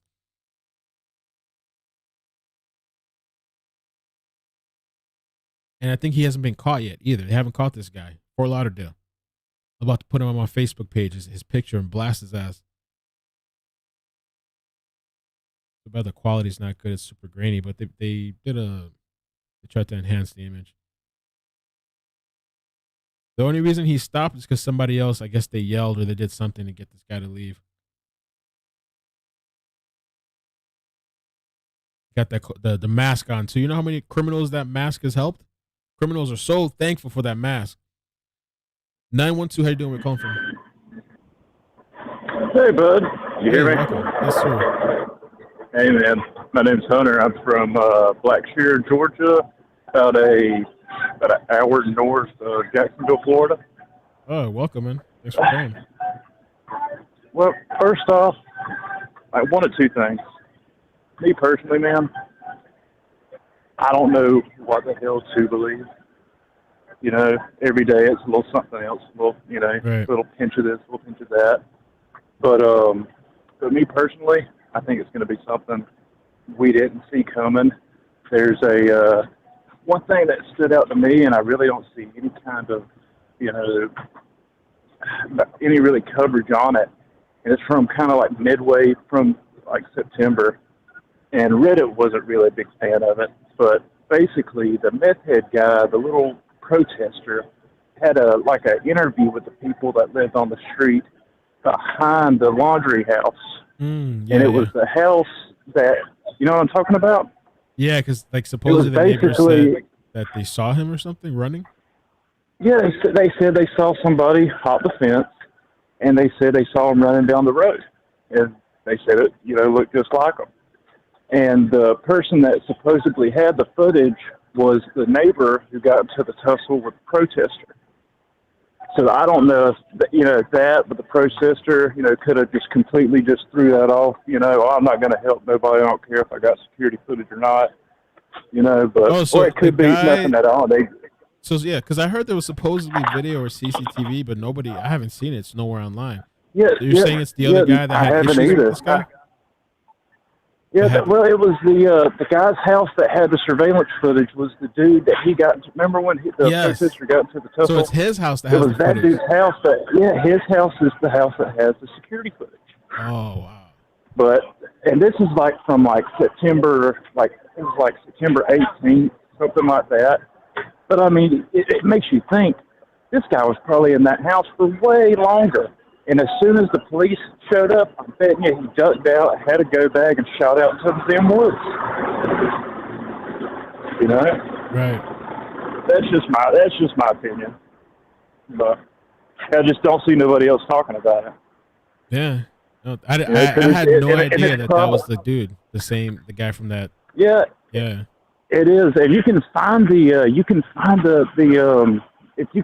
that, and I hate to call him this, but it's the sketchy little meth head protester guy. You can find his Twitter page way back, it's like September 18th. There's an interview he did with those neighbors, and that never went anywhere at all. And I just thought that was kind of crazy because most likely it's probably going to be something as simplistic as that. You know, we're sitting here, speculating, and it could be as simple as, shit, they got a tip the cops are coming. He hauled ass.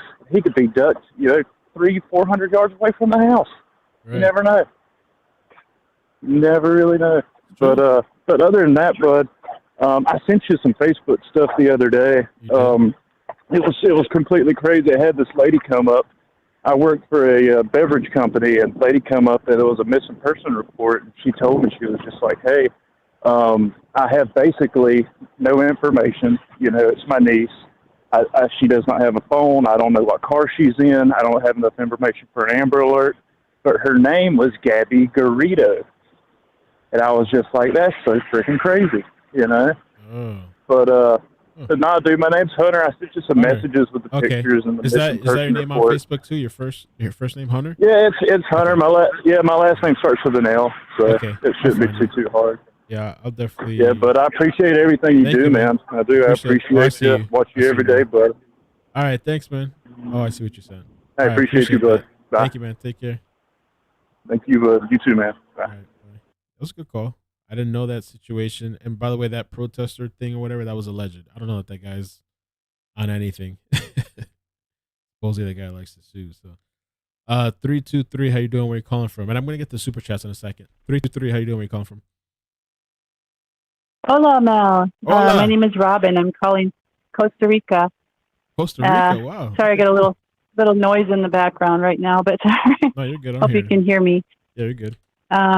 Yeah. I tried to call a couple times before, but couldn't get through. So I'm glad to talk now.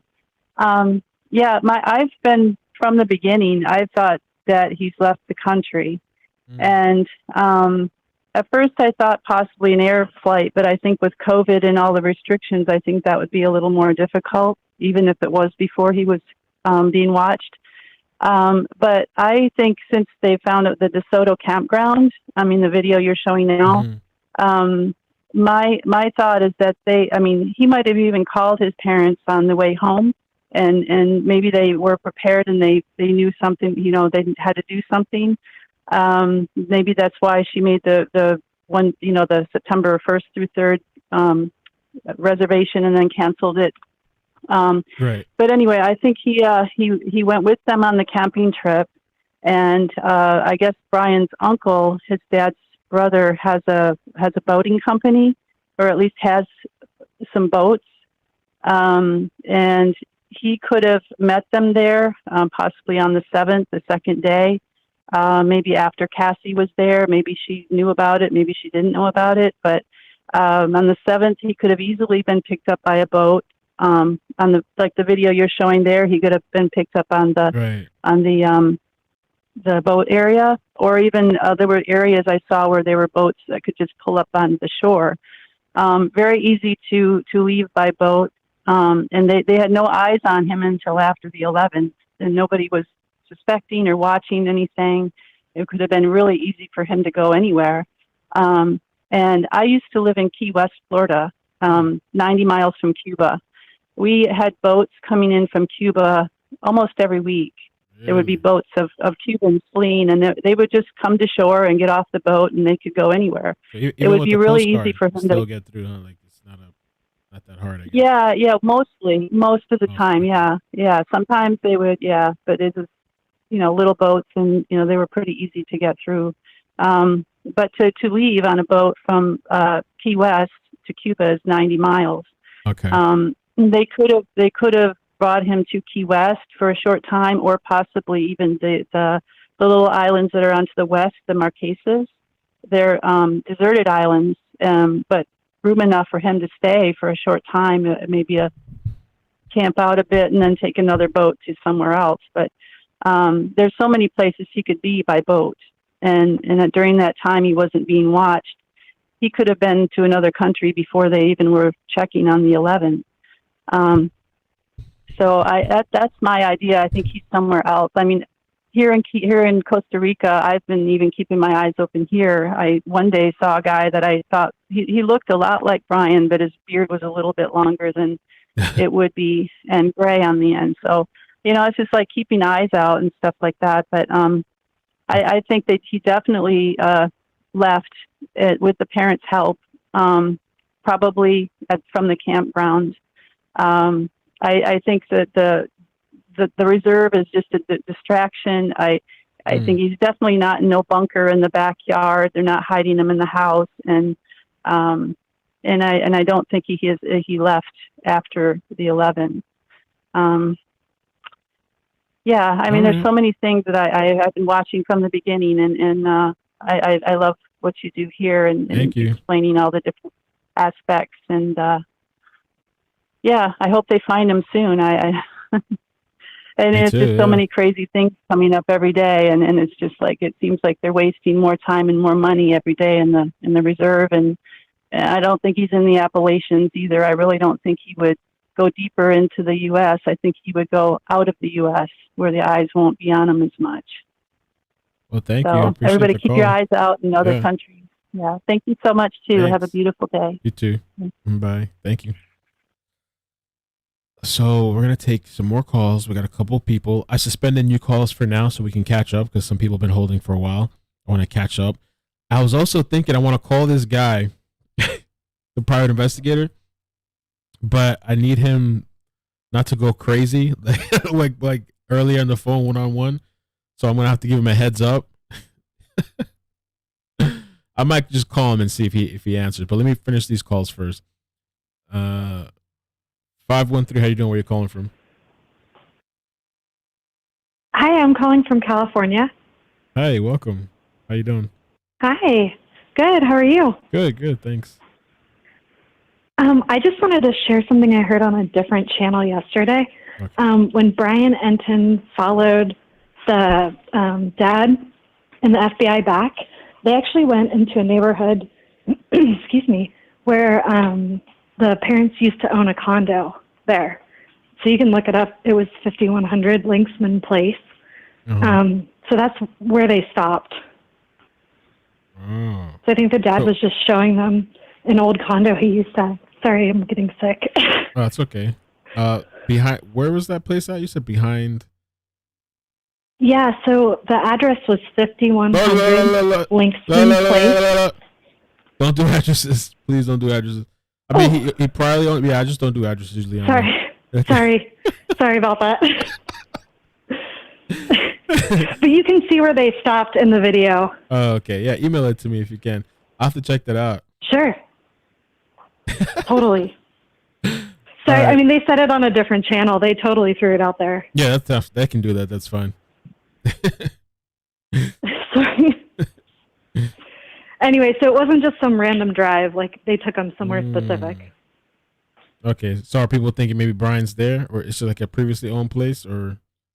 I mean, I'm not one to speculate. I think he just was sharing that. So that was just kind of interesting that it wasn't just a random drive. Is it the guy that drives out there nightly or something like that? There's a guy on YouTube that I thought was kind of interesting. He drives through the neighborhoods at night or something like that. I don't know if it's him, though. Maybe not. Oh, that is interesting. No, I mean, this was where Brian Enton followed the dad and the FBI agent after they left the reserve yesterday. Oh, okay. All right. Well, thanks. Appreciate it. Thanks for the call. Yeah. Any other thoughts? Yeah, you're welcome. I mean, we can speculate all we want. I mean, I think Brian obviously probably killed her and then just got back to his parents' house. And in my opinion, he probably gave his parents some fake story. And then once they reported her missing, he probably got out of there. Okay. All right. Cool. Thank you. Appreciate the call. Yeah. Yeah, All you're right. welcome. Take care. Bye. Feel better You too. Bye. All right. Bye. Thank you. Bye. Bye. All right. 515. How you doing? Where you're calling from? Hold on just a second. So I've been waiting. I'm here at work. I'm leaving now. Thank you, man. I'm calling from North Carolina. And I've been watching the case like since they started getting big. And I don't believe the underground bunker. I think that's like, it just doesn't seem, because I think you would see where the grass line would maybe be, if it was cut out, because you'd have to remove the grass to get, something underneath there. I don't think he's anywhere in Florida. I don't know about the sighting on the Appalachian Trail, but it's all weird because his dad's leading us everywhere, but where he should be leading us. Right. Which is crazy to me. But they said, I was watching something earlier this morning, and they said that the campsite in the reserve was not real. Right. Somebody from CNN, it wasn't actually an actual campsite. I was like, what? Yeah, man. So they I heard shared about it. that. That's It was crazy. just weird. It's just weird to me. It's like we're constantly getting thrown everywhere else, but Yeah, I don't know who that guy's source that's what was, but yeah, they say it's not true. No campsite. Yeah, no, and it's a bunch of it. Just keeps happening, and like, I just think that the bunker theory is definitely is crazy. That was a wild one when it came out. I believe a TikTok originally started that video. That's where the video came from. Yeah. I was like, and that's just a crazy one. Yeah, I think it's just a weed. If like somebody slowed it down, we showed it yesterday. We kind of looked at it again today, but it's just like a weed or something. Yeah, yep. And I've been watching you when you hit your 100K is when I came across you on my YouTube, because I've been uploading. I've been swiping down on my YouTube trying to get it to something new to pop up, trying to keep up with it. Yeah. And it's just crazy. I've always been into the true crime and stuff, but it's a big case, and I don't really think Brian was prepared for it to get as big as it has gotten. I don't think he would go to an extreme of leaving he might have left the country by now if he has someone taking care of him, but I think he's mainly, I take back the Florida thing. I'm kind of 50-50 on that. If he's got somewhere he can stay, like a friend that maybe can hide him away, and his parents aren't going to mention him for nothing. They haven't been helped out with anything else. So it's just, if he's hiding out at a friend's house, maybe somewhere around there. But they said Brian didn't have a lot of friends, but yeah, a lot of stuff ain't adding up. And I just hope it gets solved soon and justice gets served for Gabby for sure. For sure, I agree. I could only imagine. I've got a 2-year-old myself, and it's just the way the world's going now. It's definitely scary, for sure. Yeah, it's just things. Some of the videos I was showing, there's people just creeping out on people, stalking people, and then just relationships. You just don't know the situation. And sometimes even you never know your family or extended family. You don't know what they're going through too. It's just dangerous everywhere, man. It is. In the Ring camera, I was on hold when you mentioned the Ring camera. Yes. I actually recently went and bought a Ring camera, and they're good. You can actually set all your your distances, like where you want it to meter at, like your whole yard. But the only down thing I don't like is sometimes it won't pick up on motion. But I've got a buddy of mine that had got the $300. Came with like 6 cameras, a monitor, and a bunch of stuff, and those record all the time. I would definitely go with more of a camera that records all the time. Yeah, because the Ring is just like snippets, I thought, right? Like, or it depends if you got a membership or something, or you got to pay for more or something like that. You pay $3.99 a month for the recordings, but your first, I believe, 30 days is free, and then after that, it stops recording them. And I didn't know that until it was almost over with. So I went and paid for it. But I mean, it's just like it doesn't. For instance, I had a order from Amazon come in, and the guy had set it on the porch, but my Ring camera never picked it up, which was really weird because my camera's right by the door because for the doorbell, and it never even picked it up, and it was on. But other than that, I mean, it works good, but I just don't. The motion sensor, I don't really like it. All right. Well, thanks, but I believe Ring sells other stuff. Yeah, it was good talking to you. Yeah, good talking to you too, man. Yeah, check into it. Okay, thanks. And I'll call back later on at some point, I'm sure. Okay. Just hopefully something gets figured out here soon. Thanks. It was good talking to you. Good Thank talking you. to you too. Thanks. Let me get to the other people. Been holding for a while. 772. How you doing? Where you calling from? Hey, good afternoon, man. Sebastian, Florida. How are you? Sebastian, welcome. Good, man. Thanks. I appreciate you, man. Thank you for taking the time to do this. It helps out a lot. Thank you for people, joining me, man. Thank you guys for watching. Yeah. Absolutely. So my thoughts, man, it's crazy. All these stories, especially this one, I've been following since like the beginning. But I tell you, there is no room for the water table here in Florida to dig a basement or a bunker. It just doesn't allow for it. So I think that's just a lot of speculation. People are coming up with things because, they want to try to help, but it's actually not helping. So right. I also think that to touch on what the one lady said from Costa Rica about De Soto, is there are so many access points to that campground that, with the family being involved with maybe a broker or a yacht company, whether it's family or not, they could have picked him up in a smaller boat, like a fishing boat, undetected, because it's not a high security area, and then transported him somewhere else. I do not think he's in Florida. He doesn't have a lot of fans here, for sure. I mean, if he's in Florida, he's got to be either outdoors or in somebody's house that just he's staying indoors 24/7, like not coming out at all. There's a lot of people looking for him. Think that. Oh yeah, absolutely. I think that his parents, and that he's had like a 3-week head start, so it's kind of crazy. But in my eyes, I think that his parents have accessed waypoints for him to check in, or maybe even leave notes or some food or water for him up till that time, to where they were actually looking for him, so that he could kind of stay ahead. They have to know, he's not the type of person, from what we've seen, to not trust in his parents, or he would have never came home. So it's been crazy, and they say that he had money coming home that he took from whoever's credit card, and I really think that he may have set up like waypoints for himself just in case this did happen. And I know that's a crazy thought, but they say he's some sort of survivalist or outdoorsman, but that it's an idea for him to set up so maybe outside camps to help him stay away or stay hidden. I don't think that he's prepared to go north because that wasn't on a way home for him to set things up, or maybe even a camp just in case. I have so many notes and I have so many things to say. I've been trying to call, but I'm so grateful to make it. But he definitely has his way, and I do think he's alive. I don't think that he, prosecuted himself, so to speak. But I think that he has his ways of getting around. I'm thankful for everybody that helps in all of these situations, especially you. I trust in you. I don't really watch the news and stuff like that. I watch your channel every day for updates. Thank you, man. Appreciate that. Thanks. Absolutely. You're doing a great job, and I hope your daughter's feeling good. You guys she's doing a lot better. She's doing a lot better. Yeah. Absolutely.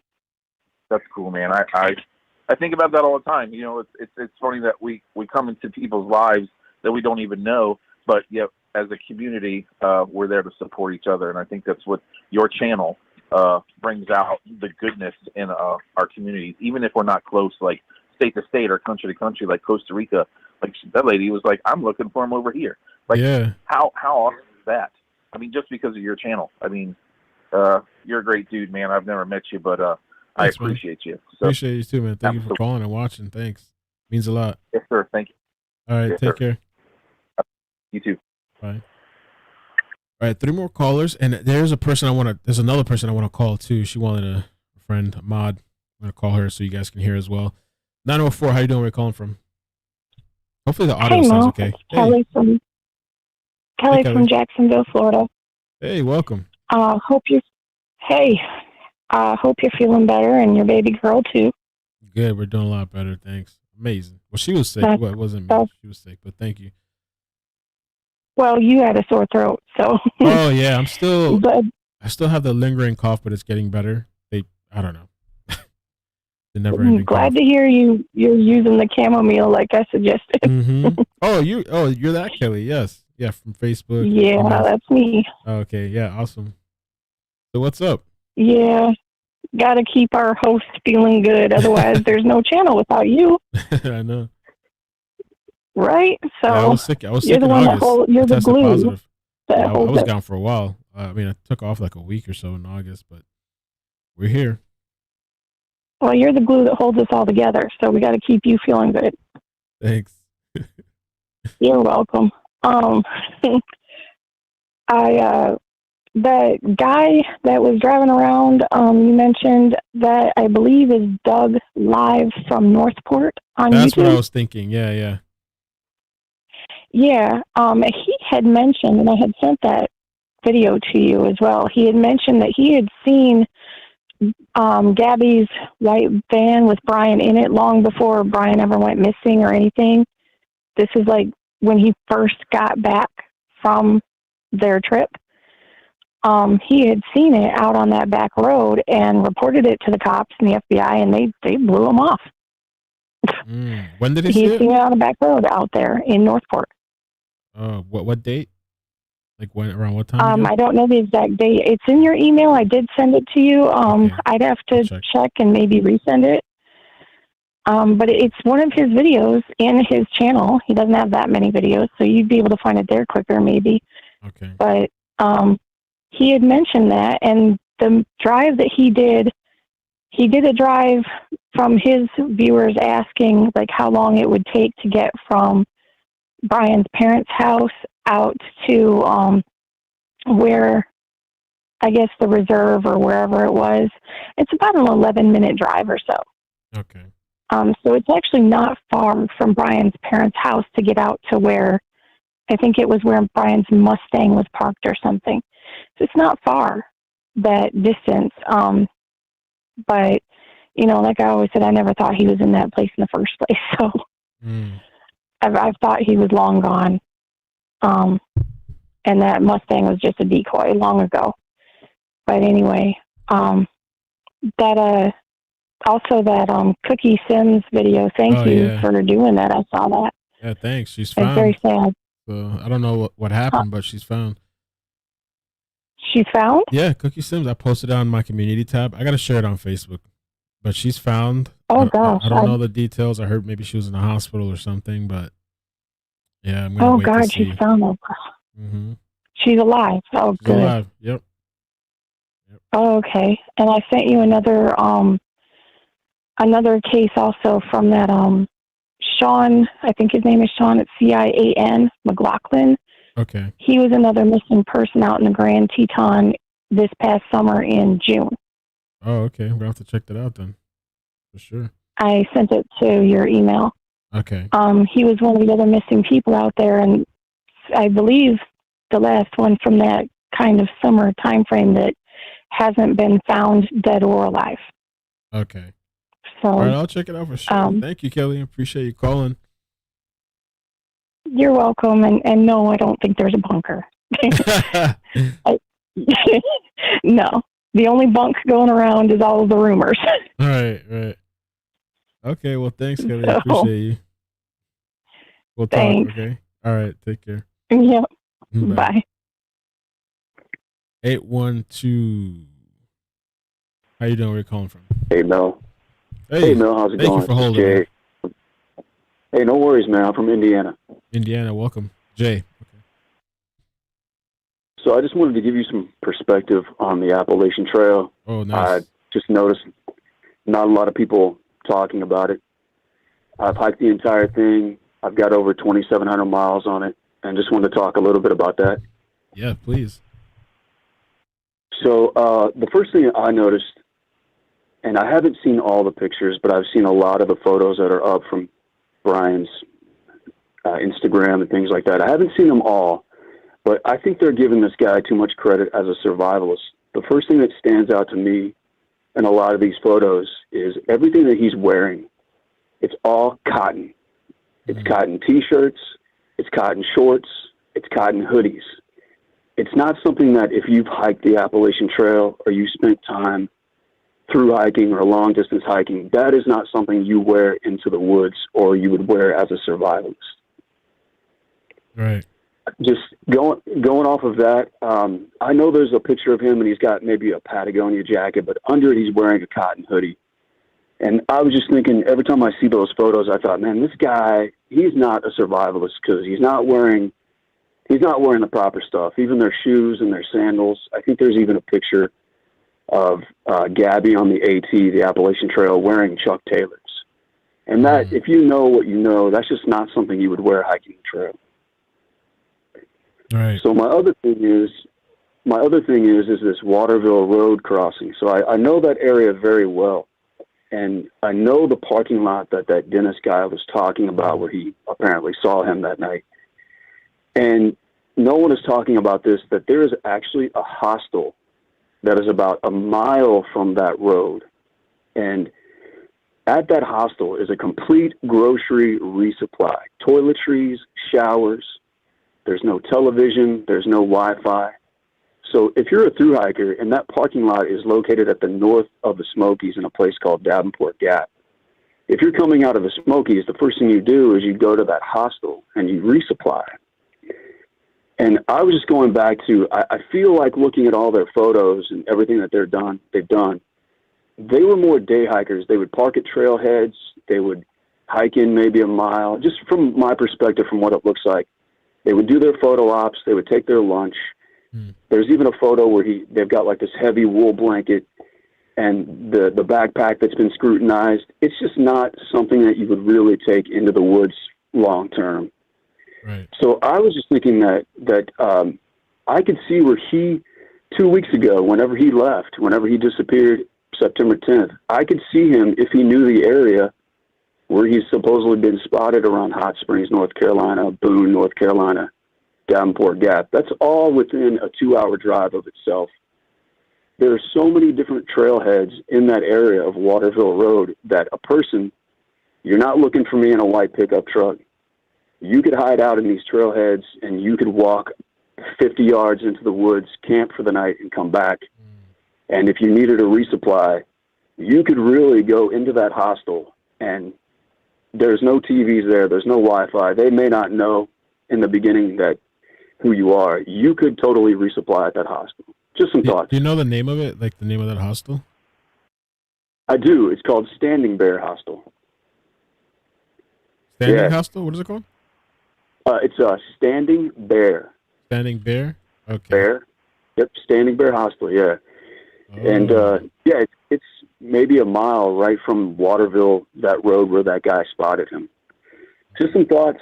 I could see where he could be hiding out somewhere not actually on the trail itself, but at trailheads. There are so many gravel roads in that area in the forest. There are so many different gravel roads that intersect the Appalachian Trail that a person could hide out there, especially if they weren't looking for a white pickup truck.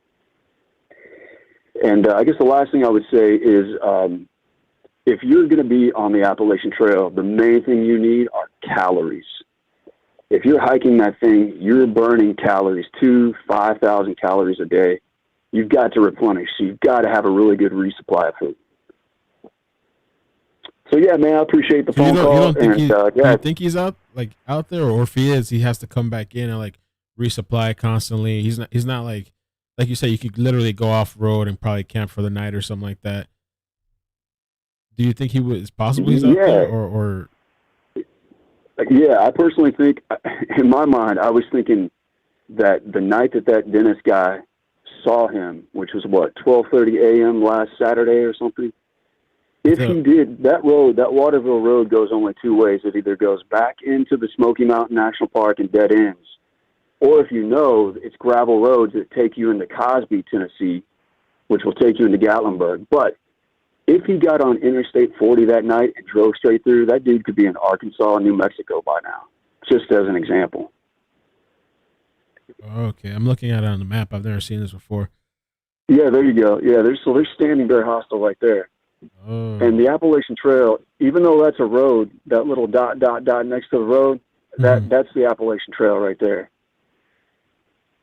And there's plenty of places to park anywhere. If you look over to your left where it says Appalachian Trail and there's the green hiker guy, and Waterville Road, that's where the parking lot is located right there. That's where the trail comes down out of the Smokies. Oh, okay. Yeah. And this, if you go below there and you see there's another road. Yeah, right in the center of the screen is where that parking lot is. Okay. And that road that says Tobes Creek Road, that is a windy gravel road that goes all the way back into Cosby. But it's a road you could drive, and there's places you could park back there. Interesting.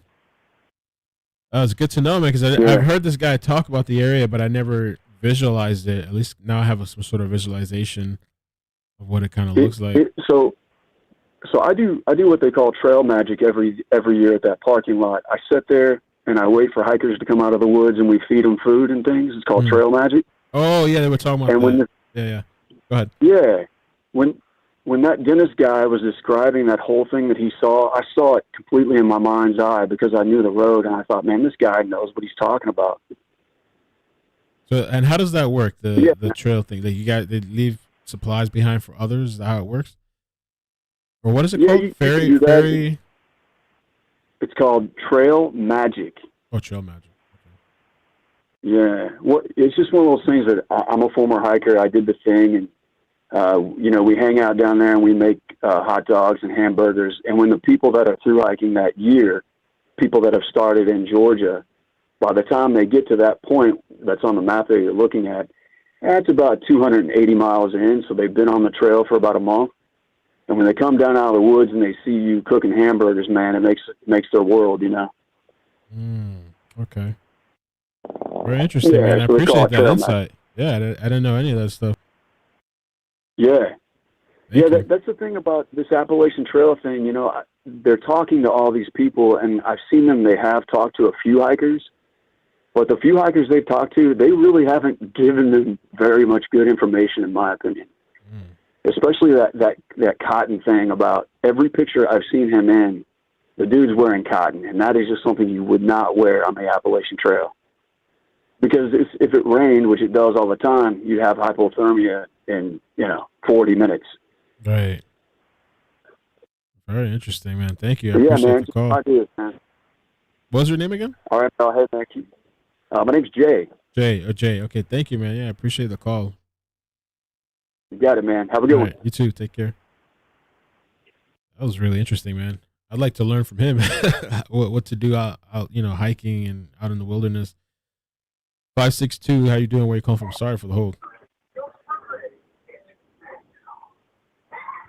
Hello, this is Bianca from Long Beach, California.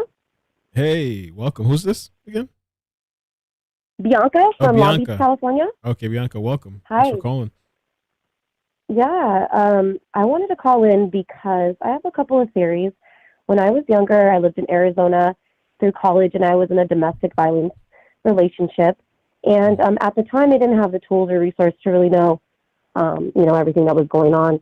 But we went out of town with his parents, and we got in an argument, and he flew back home. He started moving out my stuff out of his parents' house, and that's where I felt like, I was losing him, and I needed him. I'm in California. I'm like, where am I going to live? Right. And, I begged him back, and he stopped moving my stuff out. Long story short, I moved back, and the abuse kept going, and we ended up getting, over it. But, it's a possibility for me to think and put myself in their shoes, and think to myself, she most likely begged him back after he came home. He probably was moving her stuff out. Whether he told his parents it was for money or not, we don't know at this point. But it only makes sense to me that, you break up, you're like, peace out, F you, getting rid of your shit, whether he's going to make money on it or whatever.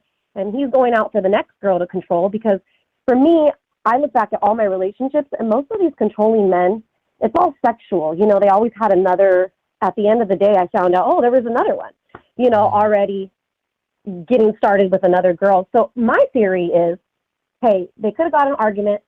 He came back home. He was like, screw her. I'm going to sell her shit. She felt, you know, as we've known what people say about Gabby is that, you know, she really wanted to be with him and, you know, her picture life of, you know, probably marrying him and having kids. And he saw that she begged him back. I think he went back and loved that he had control over her again, whether she pushed him away. That's why he went home. I guess we'll know until we get all the evidence, but it just makes sense that he went back and then he set his plan into motion. You know, he probably wanted to, you know, to get rid of her, or maybe he just was waiting for the perfect time, you know. You feel it's premeditated? And then I also I think so. Okay. I think that he came home, he realized that he could get control back, and then, you know, maybe all those books, maybe everything got to him, and who knows what happened between them from there on out, you know, because in domestic violence, you stick up for them, you tend to, and they love that. They love the control, you know, they love that, the begging back. The other thing I wanted to talk about is the bunker. My theory is it could have already had been there. And what if they're just hiding stuff in there? You know what I mean? What if they're placing stuff in there? Who knows? But I don't know. I just feel like the whole bunker thing, it's a probability. I'm not saying it can't, but I think it's most likely if they are using it, it would be to hide evidence. It only makes sense. Okay. And then one last thing I just wanted to say, thanks again, by the way, for doing this. I've never done this before, and I'm like a mama four, and I'm like, stay in the room, watch your Coco Melon. But, you know, when you have a background in domestic violence, some of these cases just sit with you. You start to think like, oh my God, I could have been there. And so as I started researching on Facebook more, I started to see people on Facebook really have conversations. And a lot of people were coming in with the fact that his sister and his mom were both in Orlando within like a week or two. Parents went out to meet the lawyers, supposedly. Nobody saw them. They walked into a library. They looked kind of looking around, you know. And for me, I also saw a tip that someone had seen him in Kissimmee Lake, which when I put it together on a map, and I think Grizzly Bear also put it on a map, Grizzly Bear Crime. She's awesome too. Yeah, she's good. But Kissimmee Lake is very close to Orlando. And then his sister goes to Disney World. I mean, could they possibly have gone, put some money in the library or somewhere for him to have more money and access because he was done and he was going to move on to whatever state or let's say the Appalachian Trail, you know? And then I started to look up Kissimmee Lake, and there is a way there's so many toll roads that connect and can take you through South Carolina, North Carolina. And I mean, it's just wilderness everywhere, you know, and it only makes sense. Yeah, the Kissimmee, if you look up Kissimmee Lake, you can take that, you know, and there's a lot of toll roads, back roads back there. And I just feel like it's a possibility. It's a possibility that they left some money. I mean, why were they both in Orlando within a week? You know, I don't think anybody's really looking into that. And all the paparazzi that were following them, or FBI or whoever says they were following them and took pictures, nobody took a picture of the lawyer. Nobody really knows that they met the lawyer. You know, so it only makes sense to me, like, could he have had another person helping him? Maybe some girl that, you know, believes him and is the one, you know, picking up whatever. I don't know. My theories go because I feel like sometimes we lose track of these little things like the Orlando thing. And I'm like, how does anybody put that together? Well, you know, thank why you. are I they in appreciate Orlando? the call. Yeah, thanks for calling. Yeah, have a great Sharing day. your thoughts. You too. Thank you. Okay, I let her run a little bit extra because it was the last call, but I am gonna call somebody. Good call. I'm a little nervous to call my my friend project because he was popping. I was like, oh, and then we got disconnected. What happened? Okay, let's see. Let me check for some updates. I got to get the super chats as well. And thank you. I got to thank the cash app people too. Hola. It's not Donna, so y'all can pipe down in that damn chat. What's up? I have seen everybody like, Donna. No, it ain't Donna. It's Momo. It's Momo. Might have to call Donna All too. right. I don't know. So I have two things I want to say. Because I know I only have 3 minutes and I don't have no exceptions. Everybody needs to go and hit that damn like button. I'm tired of saying it. I say it all the time in these damn lives. Hit the like button. Thank you. Stop right now. Hit the damn like button. And the second thing I want to say is, please, please, please stop with the fucking bunker. There is no fucking bunker. There's no hand in the garden. Stop. I don't want to hear about the bunker. I'm tired of hearing about the bunker that doesn't exist. Like, you know, like, it's so They're counting your time in the frustrating. chat. Somebody's counting your time. I don't give a damn. You can count my time. I don't give a damn. I'm going to say it. Stop with the goddamn bunker. There is no fucking bunker. There's no bunker. I know it's hard because you want to believe that there's a bunker. You want to believe that there's somebody laying underneath the damn garden with their hands sticking out. There is no bunker. Brian is not there. Stop. We don't want to hear about the damn bunker no more. All right, I got it off my chest. Hit the damn like button. Anyway, Mel, do you have anything you want to ask me? I want to say thank you because you are doing an excellent job. So big up to you. Thank you. Big up to everybody in the chat. We love you. We love you. Mel loves you. We love you. All right. So is there anything you want to ask me? No, not really. I mean, I guess just a little final point. What do you think about the whole? I mean, any thoughts on Brian's father at the Carlton Reserve and the little thing they did yesterday? Now I guess he's back. He came back. Publicity stunt, where he's just really helping out, or what? I seen where they were saying that he had told them early on. For everybody who's saying that, you know, why didn't he come forward earlier? I did read where he did tell the FBI early on where the trails that Brian normally hike. But like I said, I did read this. But they wanted him to visually show them because I guess they're not savvy with the trails there. So that's, I mean, to me, that's fairly understandable. And please stop saying, why now? Why are they saying it now? We are not privy to everything that the goddamn FBI knows. We're not privy to that. So we don't know when the hell it was said, if it was said, and how it was said. Thank you. Okay, thanks. Appreciate the call. All right. We'll talk. All right, bye.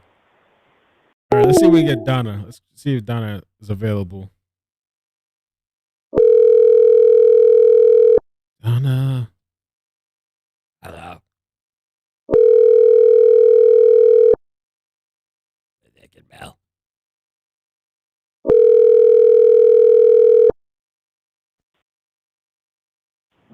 Hello? Hey, Donna. Hey, Mel. How are you? Good. How you doing? People were asking for you. They just want to know how you doing. Any more calls? Am I live on the show? You're live. Yeah. I got to give you the heads up. Yeah, you're live on the show. Oh, God. That's so funny. I'm not watching the show. I'm just kind of... No, I'm working, huh? I'm working on my life. Listen, this whole thing... Well, first, how are you doing? I'm good. Thanks for asking. I'm good. Can't complain. No Are you? complaints. Yeah. Good. You're getting rest through all this? Yeah, I started finally. This week I've been resting more. Hasn't been as crazy as the other week. So, yeah.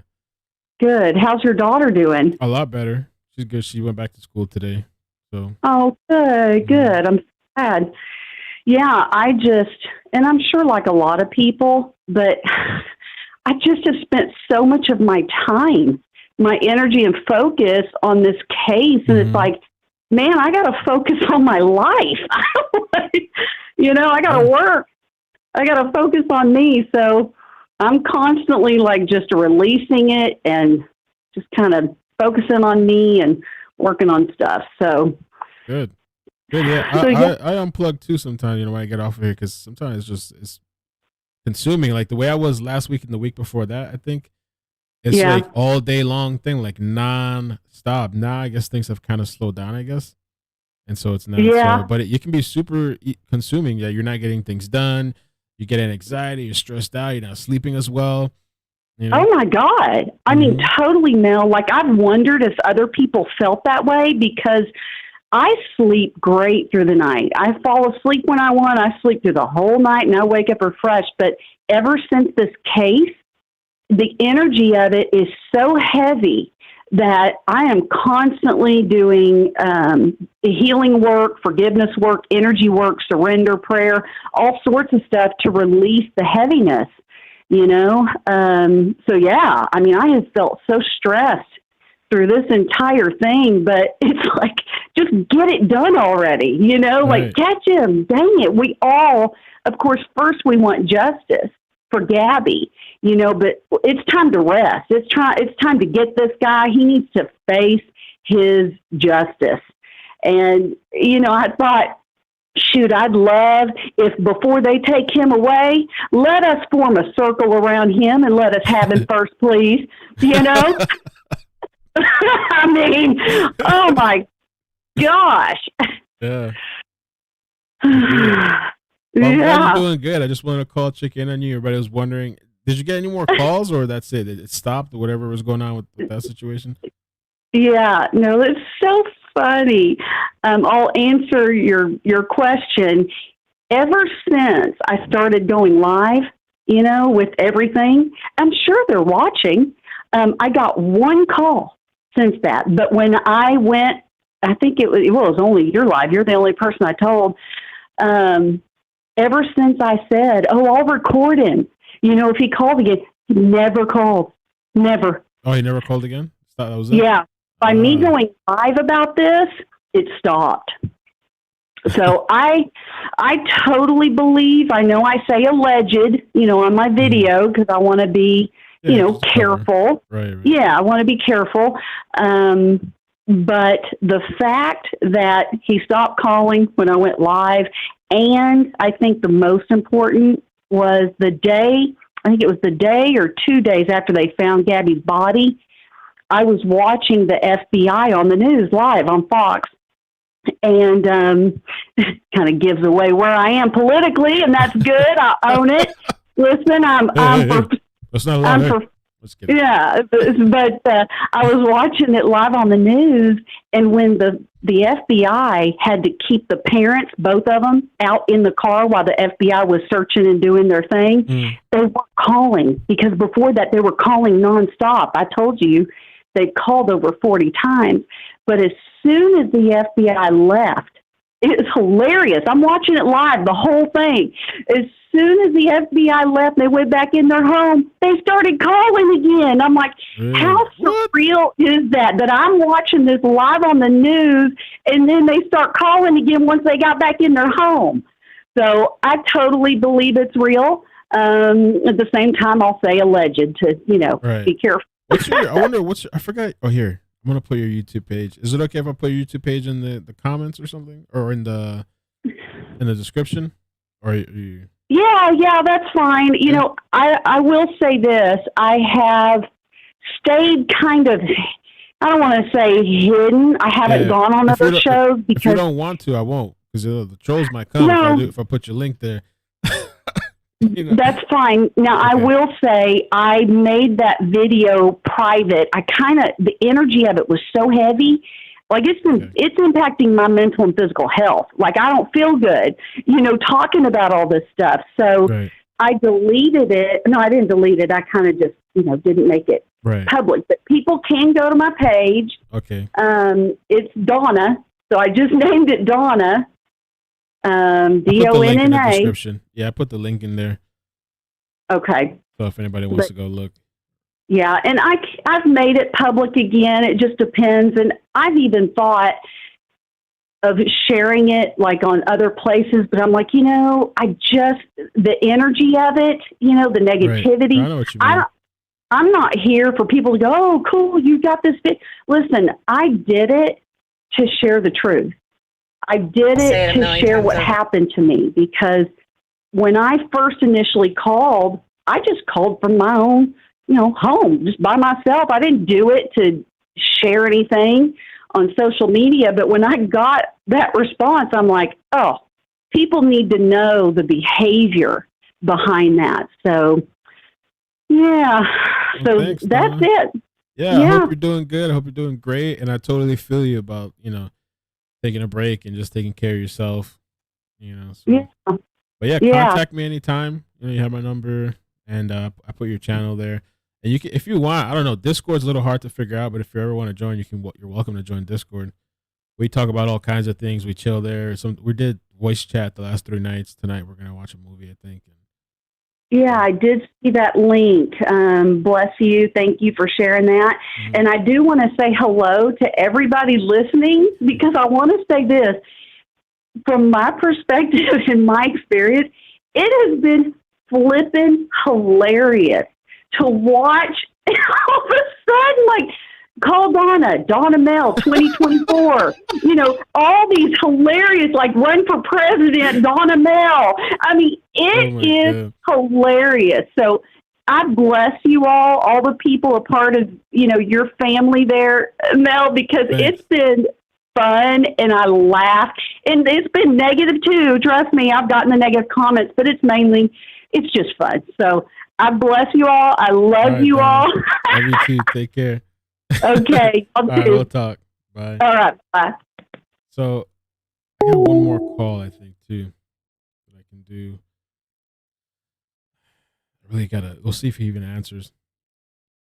Riley did another video, so I put her link in the description too. She's done a good job of debunking things. If you're ever curious, I don't know, this doesn't make sense, whatever, you can go check out her TikTok. I know TikTok seems to have a stigma, but she does a good job. They put music in the background. Another theory, let's go. There's now a wild theory that this police officer or FBI agent is Brian Laundrie. For reference, this is Brian Laundrie. Now, this is them side by side. Brian has a very distinctive pointy ear. This officer does not. Look, notice Brian's jaw. People really believe this. People really believe that's Brian, that he put on some clothes, dressed up as a cop just to meet his dad, and passed all this law enforcement out in the Carlton Reserve, and he just blended in with all the cops and law enforcement out there. Jawline, notice this officer's jawline. Notice Brian's nose. Notice the officer's nose. Not every white guy with a beard is Brian Laundrie, guys. All right, let me ask my friend. Let me call this guy, because this guy, I spoke to him this morning, and he told me he was on the road, but he said that some white bald guy got attacked physically because they thought it was Brian. I don't know where he got that from, because I was trying to look it up online. Let me see if I could ask him about it.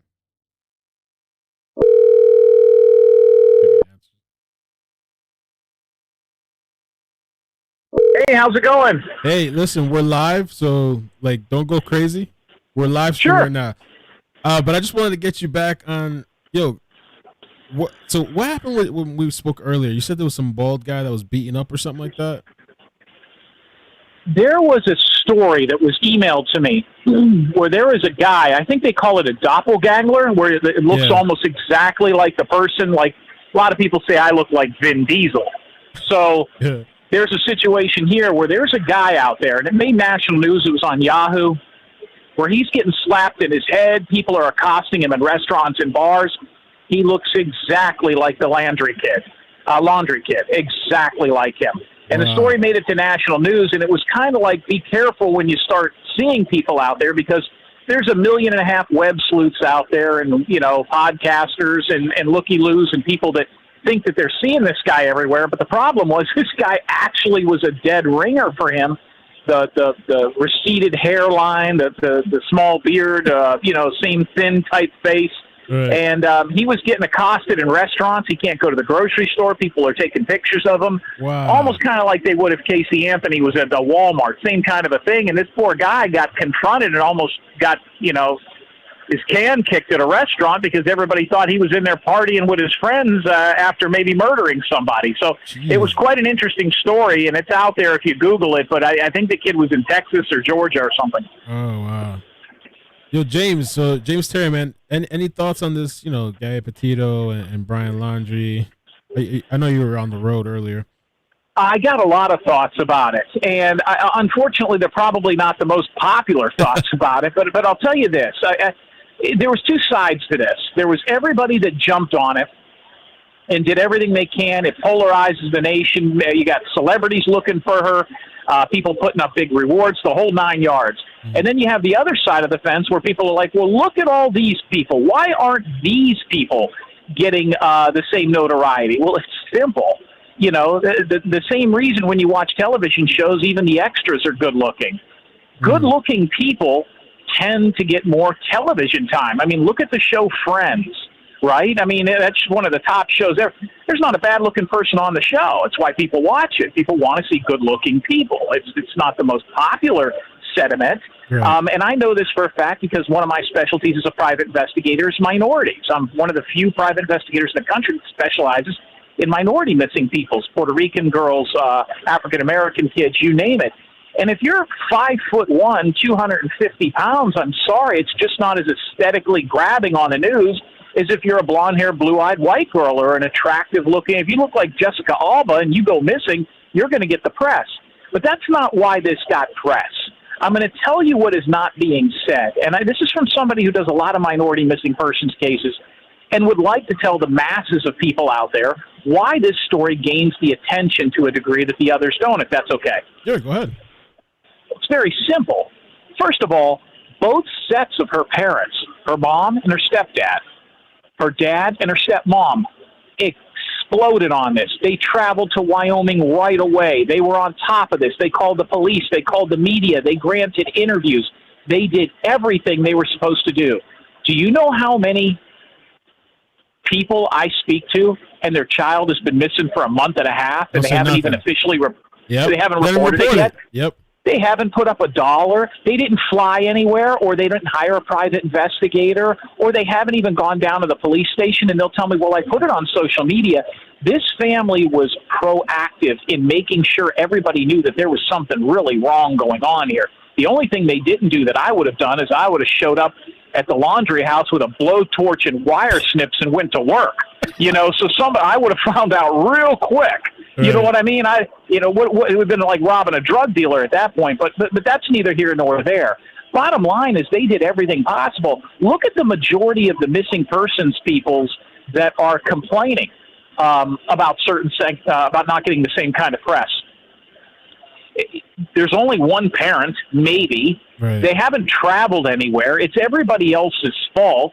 And there was no drug connotation here. A lot of the stories in cases that I've solved have a drug tie or a mental illness tie. Not that those people aren't as important, but this girl wasn't on heroin and disappeared in Los Angeles. It resonated with a lot of people. And there's one other aspect here. The boyfriend's not good looking. The person that was missing was good looking.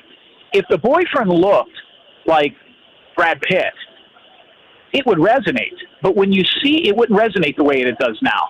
When you see this missing girl, despite what your takes are, she's classically good looking, tiny, white, young, blonde hair, blue eyes, traveling, has money. You know, she's with a kid who looks like a shithead. And people, when they see that, are like, well, why is she with that guy? That's polarizing. That jerk, she shouldn't have been with him. She could have been with a guy like me. When people have that, when the story has that, it explodes. And unfortunately, it is the way that it is. And that's why this story got so much press and it's so polarizing. Do you agree or am I totally wrong? I agree with most of it. I think I do. I mean, I think it's like a lot of people just look at it in one lens, but it's really multi-layered. Kind of like you said with the parents. You look at Mia Marcano. I don't know if you heard of that story from Orlando. But like her whole family came out. I mean, it wasn't that far of a travel from South Florida to Orlando, but the entire family, they're out there, they're doing press, but it's more than that. And like you said, sometimes too, if there's drugs involved, it seems to be looked down upon. If there's a history of running away, I've seen too, if they know that that's a thing, it seems to get less attention. Prostitution or anything like that, people just seem to care less, you know, or they just stigma thing. I'll give you a quick story, and I won't keep you long, that kind of coincides with everything we're speaking about. As a private investigator, I had a call a couple of weeks back, and a lady called me with a daughter who went missing out of, I believe it was Wyoming, one of the states I'm able to work in. And I says, ma'am, she's been missing for 4 months. Why have you not put a reward up? And I'm big on the reward thing. A lot of police departments and people don't think that it's a good idea to do it. not necessarily put the reward up through Crime Stoppers, but put something up. Put something up, if it not for nothing else, it gives you press. And the mother goes, we can't put any reward money up. And I says, why? And she says, we don't have the money to do it. We don't have the $500 to $1,000. And as I'm talking to her on the phone, she says, well, let me send you a flyer, the picture of my missing daughter. And then she starts grumbling on the phone and starts complaining about how the new iPhone she just got, she's having trouble sending the picture. Well, you got money to get a new iPhone, to get your hair done. You know what I mean? To pay your cable bill, but you don't have money to put up for your missing daughter. It's all priorities too. Something's better than nothing. Right. And No, it's I unfortunately, we're in tough times, but I mean, we're talking about a matter of maybe life and death, or giving you a reason to make a phone call as opposed to not wanting to get involved at all. Right. Well, But I still love what you do, man. Yeah. I love what you do. I listen to your show all the time. Taking cases, or what's going on with that? Yeah, I'm currently actively involved in a case that's just flabbergasted. I've solved about 5 of them in the last 6 months, which is pretty good. But the one I'm working on right now that's bothering me is with a woman who, if anybody gets the time to look into, out of Tupelo, Mississippi, a woman named Lori Cockrell. And Lori Cockrell went missing about 40 days ago from her apartment. And what's interesting about the story is her family is a somebody in Tupelo, Mississippi. The Cockrell Banana Company is a company that provides all the fruits and some vegetables to all the elementary schools. This is a big money, big time family. And this woman, who is independently wealthy, after beating cancer, after having cancer for 6 years, walked out her front door and has never been seen again. The only lead I have is that there's a maroon CRV that had been seen at her apartment complex. But she was being threatened by family members to be put into an insane asylum or back into a mental health facility because she was saying and doing some things and not eating. So did she disappear? Did somebody take her? But everything was left behind. But the name is Lori Cockrell. I'm currently working on that. And listen, you can give out my phone number. If anybody ever has any questions and they listen to your show or they want me to do a background check, as long as they call me from your program, I have no problem helping them out. If you want me to give the number, I can. Yeah, go ahead. It came up on the screen because I played the interview we did from that case you solved with Gloria Alvarado. But yeah, go ahead. Give your number out too. Sure. Telephone number is, I own a company called Gulf Coast Investigation. It's just me. Telephone number is area code 813-993-2242, 813-993-2242.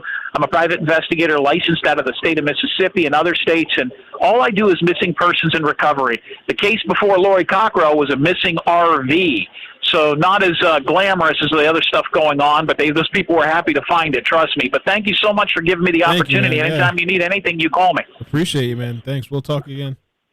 God bless. All right, take care. That's James Terry. I like the guy. He's a really good guy. He's very unfiltered. And it's funny that some people are taken back by that, but that's nothing compared to what a normal conversation is. But the thing is too, with the internet, people just expect you to have this, but he's very, very unfiltered. He solved this case. Gloria Alvarado. There was this girl that went missing. I did a whole video on it. He found out where this girl was, ahead of the police. He found out where she was. He called neighbors. He wasn't even he's in a completely different state. And he put this together to find out what happened with this girl. And that whole situation was kind of, with that girl and another girl from there, was pretty convoluted. But yeah, no, I think it's definitely multi-layered. It's a lot of different things.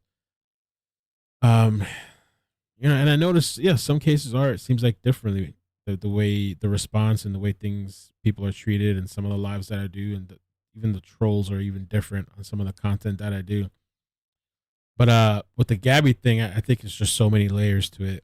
And it's a thing too, if you look at it kind of like social media, which is, maybe it's not a great way to look at it, but if you look at it like social media, this story with Gabby, which is dying out, in my opinion, until, something significant happens, it caused everybody, thousands of people, maybe even millions, I don't know, maybe at least thousands of people, hundreds of thousands of people to get involved. And it caused engagement, literal engagement, literally people from all different social media platforms literally a bunch of people investigating and looking into it. But yeah, there's plenty of other stories that are pretty crazy. But this one is something that every day until like recently was like something. Like every day is something. You know what I'm saying? Let me get the super chats real quick. But that guy, James Tierman, he's a good guy, man. I respect that guy. I appreciate him, the time that he came on. I think he does a good job. And I know for at least that one, he actually found somebody, a missing teenager. Amanda Green. So it's normal to go on Dr. Phil this early. I lost a child. My husband's daughter overdosed a year ago. Dr. Phil is an exploitative show to begin with. Sorry about your husband's daughter overdose. Condolences, yeah. Horrible thing. I lost a child. My husband's daughter overdosed. Johnny Cash, thank you for the super chat. Tania, thank you for the super chat. Robert Sheridan, everyone thought they would find Bin Laden in a cave, but this guy was hiding in plain sight. Brian knows he's on the run permanently. He's in Cali in a tent on Skid Row, blending in with the homeless. Yo, Skid Row makes me think. As soon as I hear Skid Row, I think of that guy on YouTube that does a really good job. Like the homeless people out there and other people telling their story. I don't know white something, white noise. I don't know. Forgot. Mumbling. Bailey Thompson. If the FBI wants that footage, they can get a warrant for it. Oh yeah, I'm sure they can. If not, when? Thank you for the super chat. Missing fitness influencer Kashan Cookie Sims found safe. Yes, she was. It's amazing. Hopefully she's all right. I wonder if she's going to respond. She may not say nothing. A lot of the times with cases like this, they don't say nothing. Especially if it involves mental health.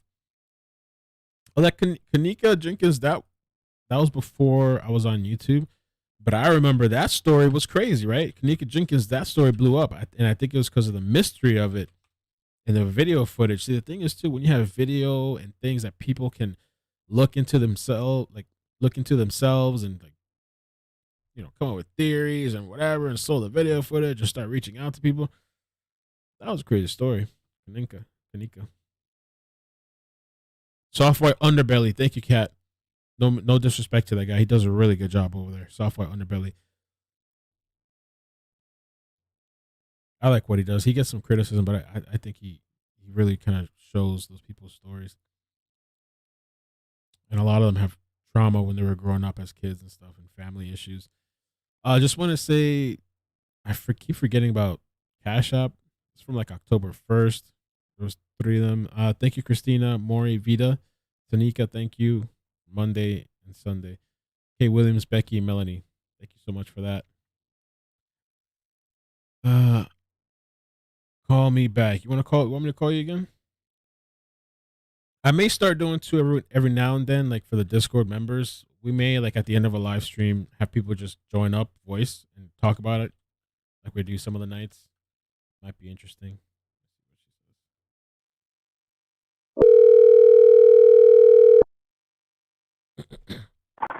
Hello. Hey, what's up? I'm on live? Yes, you're live. Okay. Because I have to kind of bring it Take down. it back. Walk it back. Yeah.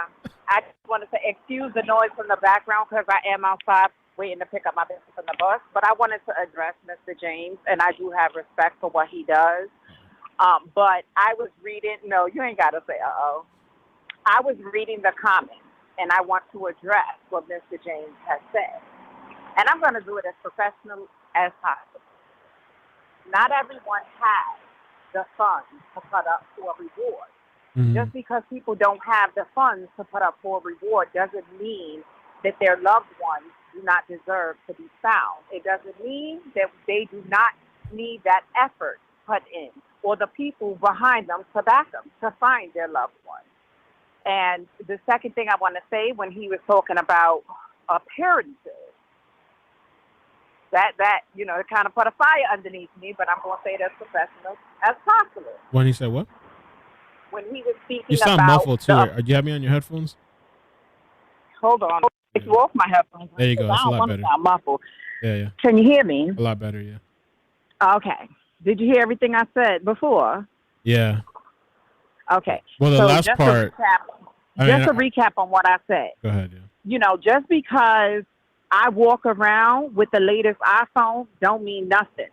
Okay. And with all due respect to Mr. James, because I know, you know, he's an associate or a friend or whoever he is, I do respect what he do. But I wanted to address that. People who walk around with iPhones don't necessarily mean they got money. You can finance an iPhone. You can make monthly payments to have an iPhone. You understand? So that means absolute nothing. And it necessarily doesn't mean that your family or loved ones don't need the attention because you don't have the money or the resources, or you don't know who to contact or who to reach out to that can help you get that story out there. Everyone needs, and I think this is what Gabby's father was saying, everybody deserves this attention.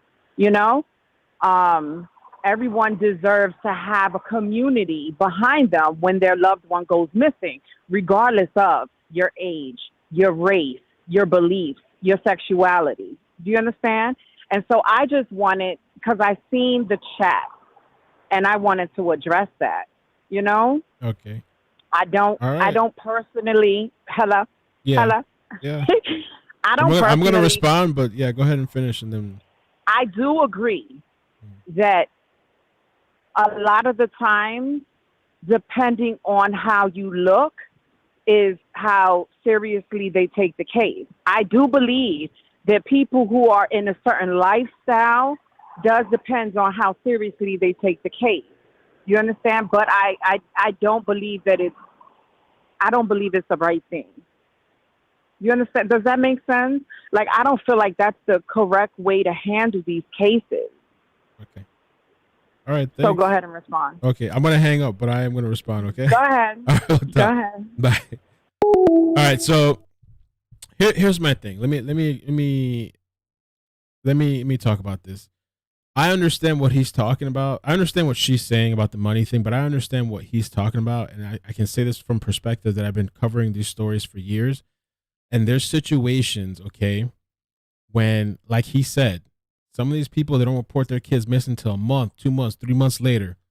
It's really hard to work with something like that when you're just showing up. And I'm not saying for any particular case, I'm talking about in general what he was referencing. It's really hard when somebody, you say they've been missing for 3 months, you just pop up today. A lot of people are going to wonder what's going on with that. A lot of times, too, with some of the stories, some of the requests that I get, all it is a missing person's flyer. That doesn't mean that the person shouldn't get attention. No, I'm not saying that. But if all there is a missing person's flyer, that just doesn't catch people. I agree. Share the post, put it online, but it really makes a difference when the family or friends or somebody advocates. Kind of like Michael Vaughn. That whole situation, that story, that kind of upset me a little bit because the parents hadn't said nothing. All I saw was they stood up at a press conference, the police talked, and they went the route of they're not going to say anything else. They haven't, to my knowledge, no significant updates. And so if they choose to go that route where they're not going to tell anybody nothing, it's none of your business, nobody's allowed to really whatever talk about it, then that's what's going to happen. That's how it works with that type of situation.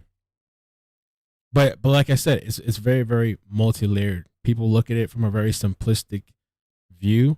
And I agree that there's a lot of stories out there that aren't getting the attention that they should.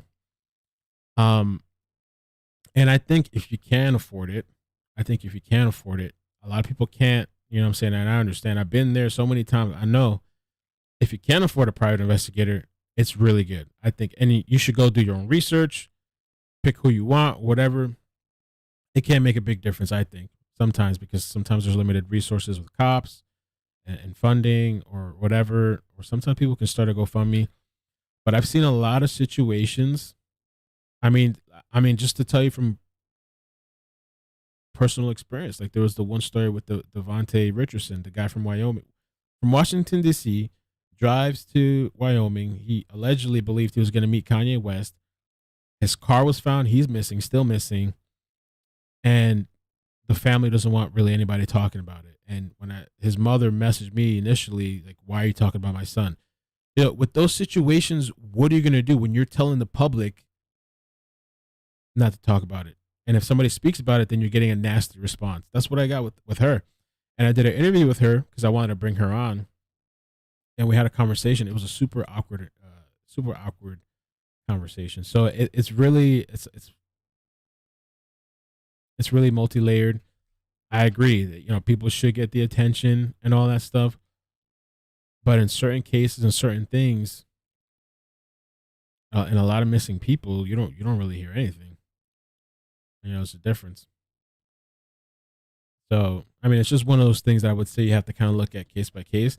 Like, I think Daniel Robinson, I think that's a really crazy, like, interesting story. You know, and we're saying everybody should get the attention, but there's one story that I think has a lot of weird things in the works, you know, saying that that's not really getting attention. You can't really force people either, you know.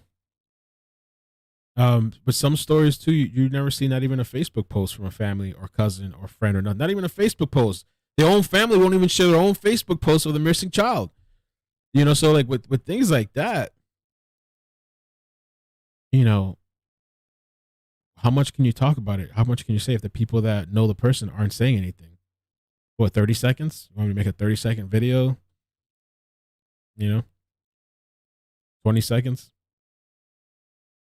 Maybe some of those people's families don't want their loved ones found. Some of those messed up situations. I don't know.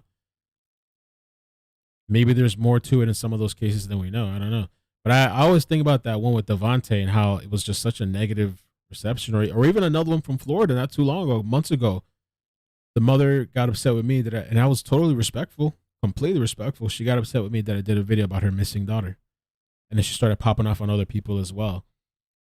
So, you know, other people react kind of differently. Some families don't even want you talking about it. Some families don't even talk about their own missing kids themselves, like won't even put a post or nothing. You know? So I can kind of understand what he's saying with that, but he really is too, like, one of those people that everybody should get the coverage, everybody should get the attention of a missing person. And I think it is that stigma thing with drugs or prostitution, that's been around for a really long time. Really long time. I always think about the Grim Sleeper, right? What's his name? Sleepwalker? Grim Sleeper? Grim Sleeper. From California. 10 to 25 plus victims. And a lot of them were black women. And I think some of them, or most of them, were prostitutes. Like, he would go and purposely target those women because he knew that people in society would just kind of let it go. Or just, oh, it's, you know, I don't know, drug deal gone wrong or prostitution thing gone wrong. And so he got away with that for a long time. The Grim Sleeper.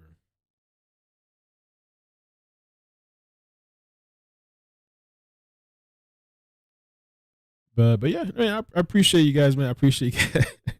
That conversation was always a little bit kind of like sensitive and stuff. But listen, I totally understand where people are coming from. I've seen a lot of different things and dynamics and stuff. And, you know, I don't even fully understand the algorithm myself, to be honest with you. Still kind of learning every day.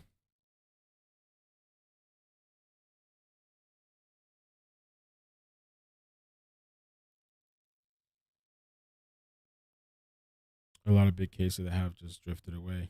I really think, man, just not even just because of James, but I think if it's possible, if you're able to hire a private investigator, if you're in a situation, it's almost like getting your own attorney instead of just going with like a public defender or whatever, you know, if you're able to. That makes a huge difference. Look at Brian.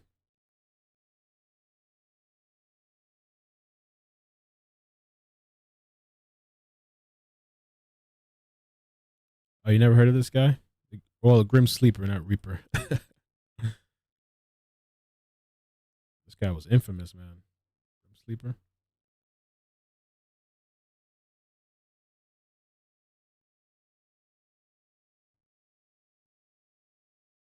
Serial killer.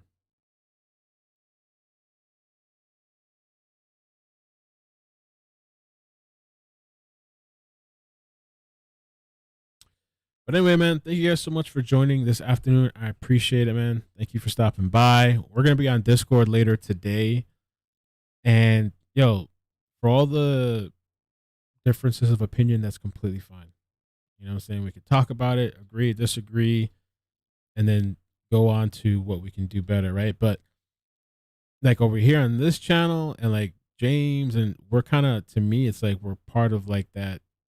We've always kind of been doing this, you know, and the race or color never mattered. I get why people are talking about it, but like on this channel, if you're directing, because I've had people comments like, "Oh, you're not covering this and that." We do that all the time, so you need to take that somewhere else. You need to go somewhere else, complain somewhere else about that. But yeah, we got a variety of stuff over here, man. But really good calls. Oh, the Discord link, mods, you can put exclamation point and type Discord, and that's the command that'll put the link. It only works for mods though. Yeah. And Discord, we're almost at 500 people in here, so might have to have somebody help me manage it. Yeah, it's a real person, man. Yeah, if you never heard about this guy, you should definitely look up the documentary. Crazy story. Crazy story.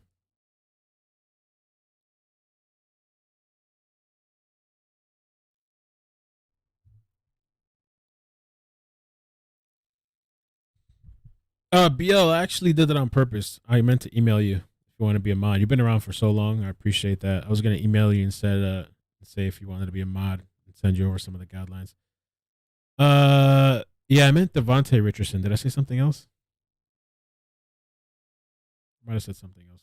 Earlier I was talking about Devontae, the guy from Washington, D.C.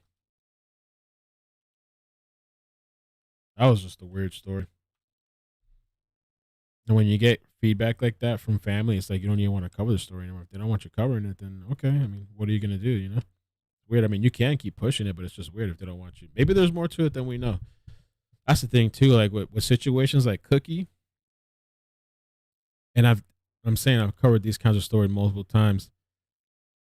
We may never know what really happened to her unless she comes forward, and she might because she has her own social media platform.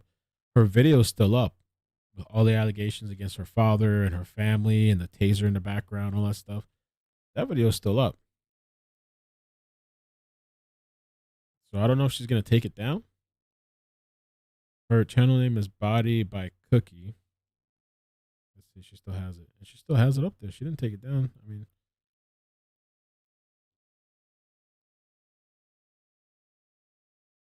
still there. But there's a lot of situations like that that happen all the time. That, you know, something happens, they go missing, and they are found after. Happen here in Florida a lot of times.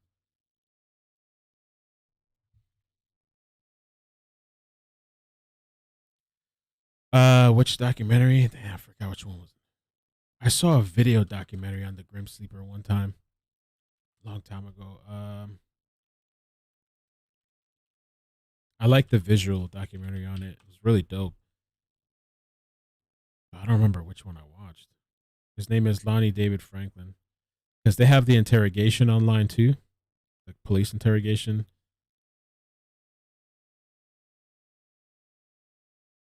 Like Crime Watch Daily has it up.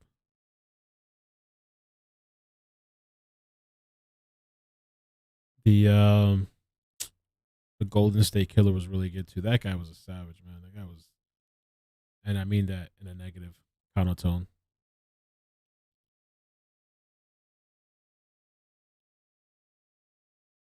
Oh, we're done with the phones.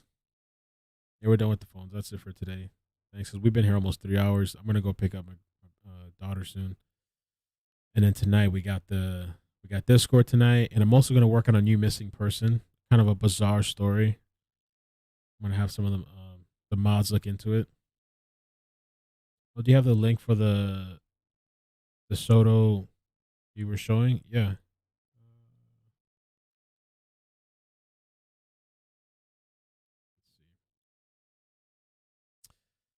That link, he has it for like anybody can use it on YouTube. It's called, I forgot, the Creative Commons thing, the licensing. It's like You don't have to worry about copyright or anything like that.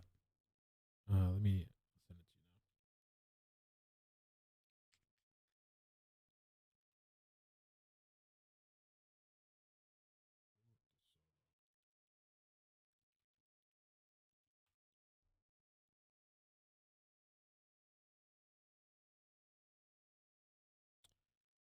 you. Creative Commons. So the guy's name is Drone Time. We'll put the link in the description so you can just grab it whenever you want it. I like that footage too. I want to get a drone eventually, but he has some nice video. He has like 4 of them that I saw at least. Drone video. Fort De Soto.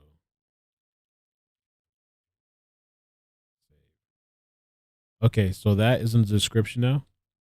So you can grab it if you want when you're on your way. But it's kind of cool. He has like at least, I think, 4 videos and pretty nice. Sims has been found. She's found. And yo, with the difference of opinion thing too, I have family. We all disagree. And, well, on particular things we disagree and we all get along. I have friends that we disagree. Some people, they take it very, very, especially like politics or anything like that or race. Some people you really can't have that kind of conversation without like, oh my God, how could you? You can't have like open conversation about it. But I have friends that we disagree on different things or feel similar, and it's not the end of the world.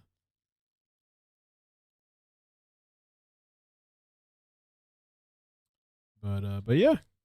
Thank you guys, man. You guys have a great day. Be safe. I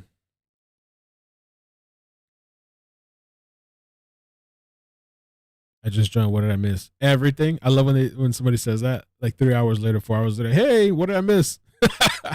Everything.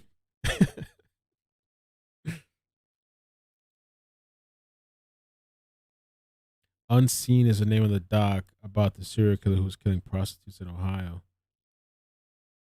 Yeah, I think they get targeted. I mean, maybe because they feel it's an easy target or that society is not going to take it as serious if they're found,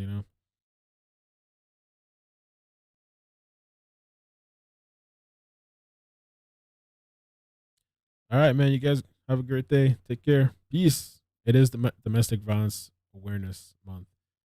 I think it's that. It's also, I think somebody said breast cancer awareness or something else. I don't remember. Is it Hispanic or something too this month? I don't know. Bye. Peace. Take care.